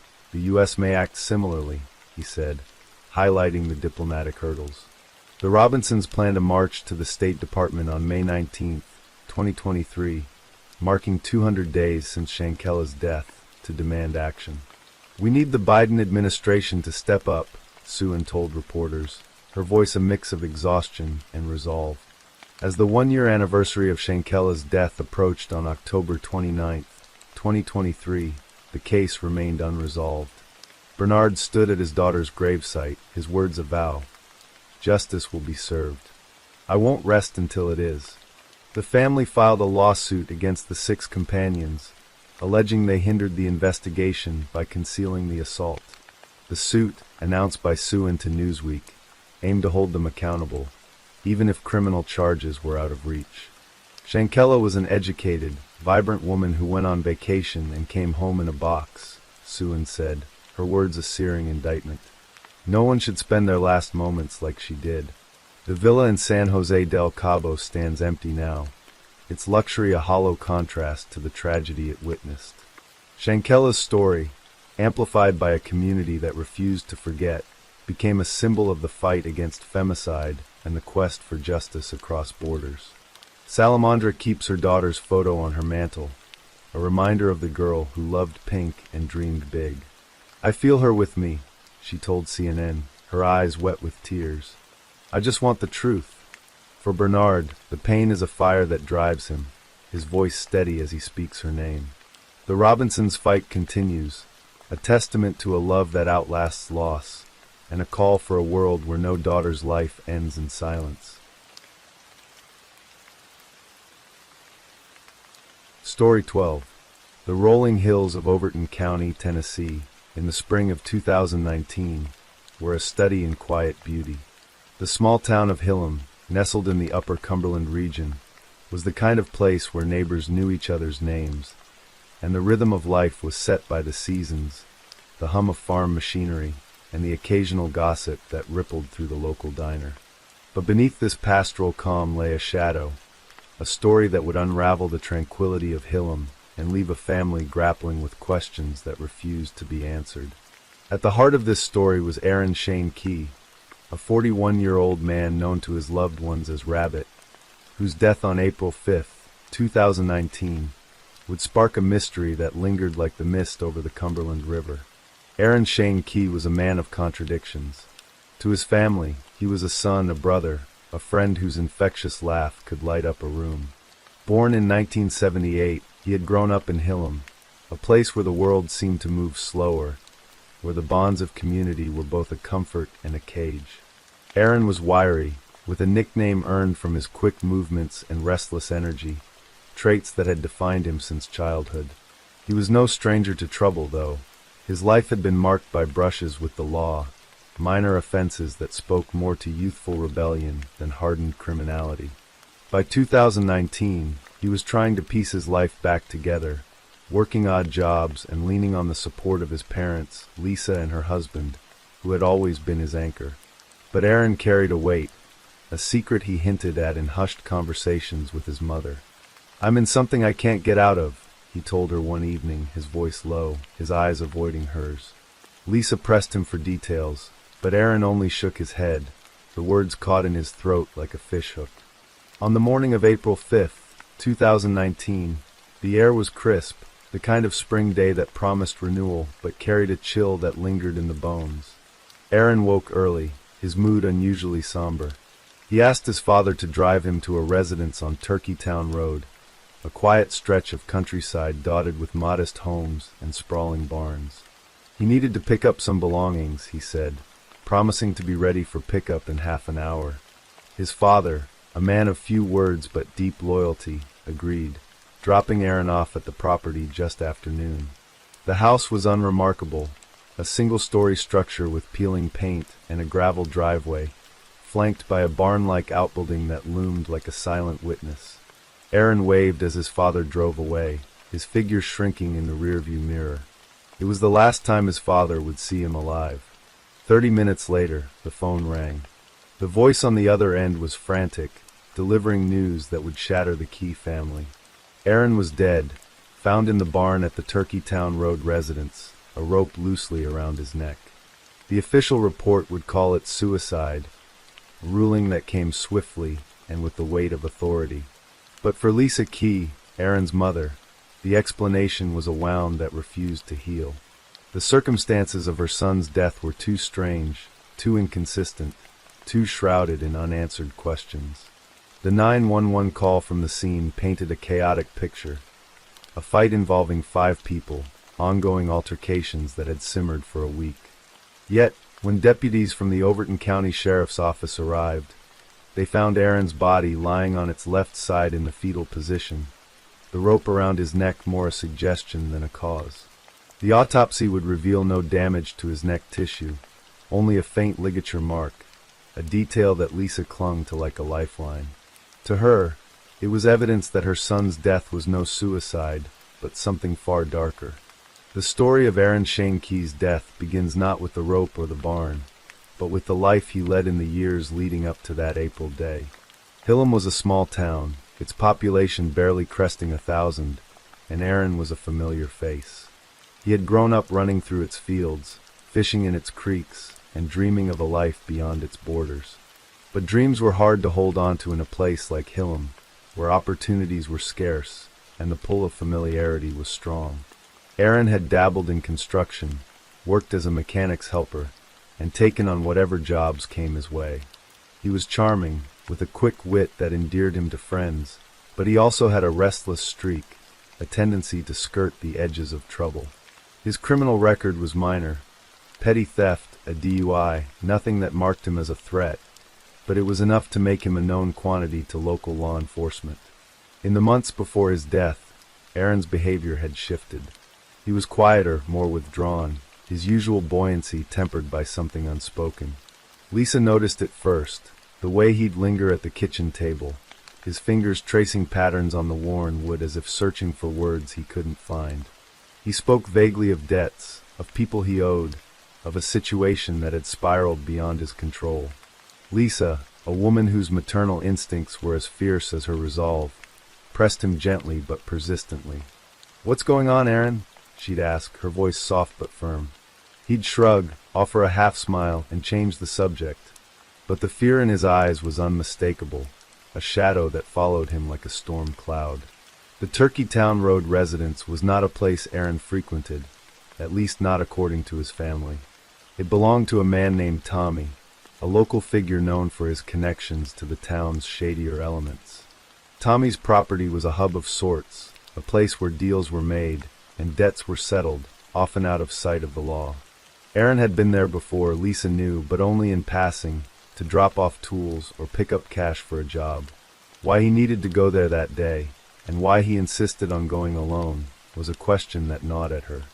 The 911 call, placed by an unidentified caller, mentioned a fight, a brawl that had erupted in the hours before Aaron's death.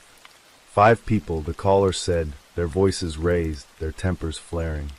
Yet, when deputies arrived, the scene was eerily calm, the barn silent except for the creak of its weathered boards. Lisa's visit to the property days after Aaron's death only deepened her suspicions. She found the house reeking of bleach, its floors scrubbed clean, as if someone had erased the evidence of what had happened. In the barn, she collected items the police had overlooked: a rope, frayed and oddly clean, Aaron's hat, stained with blood, an ace bandage he'd worn on his injured foot, discarded in the dirt. These were not the artifacts of a suicide, she thought, but of a struggle, a cover-up. The faint ligature mark, the lack of neck trauma, the blood on the hat, all pointed to a truth the official report seemed determined to ignore. Lisa's grief was raw, a jagged edge that cut through her every waking moment, but it was her anger that drove her forward. She began to ask questions, to demand answers, to challenge the narrative that her son had taken his own life. The Overton County Sheriff's Office was a small operation. Its deputies stretched thin across a rural county where resources were limited, and cases often went unresolved. The lead investigator, Deputy Mark Garrett, was a veteran with a reputation for thoroughness, but even he seemed puzzled by the inconsistencies in Aaron's case. The 911 call was a dead end. The caller's identity was never confirmed, and the phone records led nowhere. Witnesses at the Turkeytown Road residence were uncooperative, their stories vague or contradictory. Tommy, the property owner, claimed he'd been away that day, returning only after Aaron was found. Others who had been present offered little, their memories clouded by fear or complicity. The autopsy report, conducted by the state medical examiner, was clinical and unyielding. Death by hanging, no signs of foul play. But Lisa's findings, the blood, the bleach, the bandage, suggested otherwise, and she refused to let the case fade into obscurity. The community of Hillam was divided. Some believed Aaron had been troubled, his death a tragic but inevitable end to a life on the edge. Others whispered of darker forces, of debts unpaid and scores unsettled. The town's rumor mill churned relentlessly, fueled by the lack of clarity, and the weight of unspoken truths. Lisa became a fixture at the sheriff's office, her presence a quiet but persistent demand for justice. She reached out to local reporters, hoping to shine a light on Aaron's case, but the story struggled to gain traction beyond the pages of the Livingston Enterprise, a small newspaper that covered Overton County with a mix of pride and pragmatism. In an article published in February 2025, the Enterprise detailed the family's concerns, quoting Lisa's plea for public awareness. "We just want the truth," she said, her voice breaking. Aaron deserved better than this. The investigation, such as it was, stalled by the summer of 2019. The sheriff's office cited a lack of evidence, a familiar refrain in a county where resources were scarce and mysteries often went unsolved. But Lisa's resolve only grew stronger. She began to piece together Aaron's final days, tracking down acquaintances, revisiting the Turkeytown Road property, and collecting whatever scraps of information she could. She learned of a local drug ring, a loosely organized network that operated in the shadows of Overton County's rural expanse. Aaron, she suspected, had been entangled in it, perhaps as a courier or a debtor, his involvement the thing he couldn't escape. The blood on his hat, the bleach in the house, the faint ligature mark, all pointed to a confrontation, a moment of violence that had been hastily concealed. The summer of 2019 turned to fall, and the case grew colder with each passing month. Lisa's visits to the sheriff's office became less frequent, not out of resignation but necessity. She had to work, to care for her family, to keep moving forward even as her heart remained tethered to April 5th. The town of Hillam moved on, its attention shifting to new dramas, new tragedies. But for the Key family, the pain was a constant companion, a shadow that lingered in the corners of their home. Aaron's siblings, his nieces and nephews, his friends, they all carried pieces of him, memories of his laugh, his quick wit, his restless spirit. Lisa kept his belongings in a box under her bed. The bloody hat, the rope, the ace bandage, artifacts of a truth she refused to let die. By 2025, 6 years after Aaron's death, the case remained officially closed, a suicide ruling that satisfied no one who knew him. Lisa's efforts had not gone entirely unnoticed. The Livingston Enterprise article sparked renewed interest, if only briefly, prompting a handful of locals to come forward with tips. One man, a former acquaintance of Tommy's, claimed to have overheard a conversation about a problem that needed to be handled days before Aaron's death. Another, a woman who had lived near Turkeytown Road, recalled seeing unfamiliar cars at the property that week, their drivers moving with purpose in the pre-dawn hours. But these were fragments, whispers, nothing solid enough to reopen the case. The sheriff's office, under pressure from budget cuts and a backlog of new cases, had little incentive to revisit a death ruled a suicide. Yet, the mystery of Aaron Shane Key's death refused to fade entirely. It lived in the stories, in the quiet moments when Lisa sat alone with her thoughts, in the questions that hung unanswered like the fog over the Cumberland. Was Aaron's death a desperate act, the culmination of a life weighed down by burdens he couldn't bear? Or was it something more sinister, a crime concealed by the silence of a small town and the indifference of an overworked system? The truth, if it existed, was buried somewhere in the barn on Turkeytown Road, in the blood on a hat, in the faint mark of a rope that told a story no one wanted to hear. For Lisa Key, the fight was not over. She carried her son's memory like a torch, a light she refused to let dim. She spoke his name at community meetings, wrote letters to the sheriff, shared her story with anyone who would listen. Her grief was a fire, her determination a blade, cutting through the apathy that threatened to erase Aaron's story. The town of Hillam, with its quiet hills and hidden secrets, held its breath, as if waiting for the moment when the truth would finally break free. Until then, Aaron Shane Key remained a ghost, a man whose life and death were a riddle, a wound, a mystery that refused to be solved.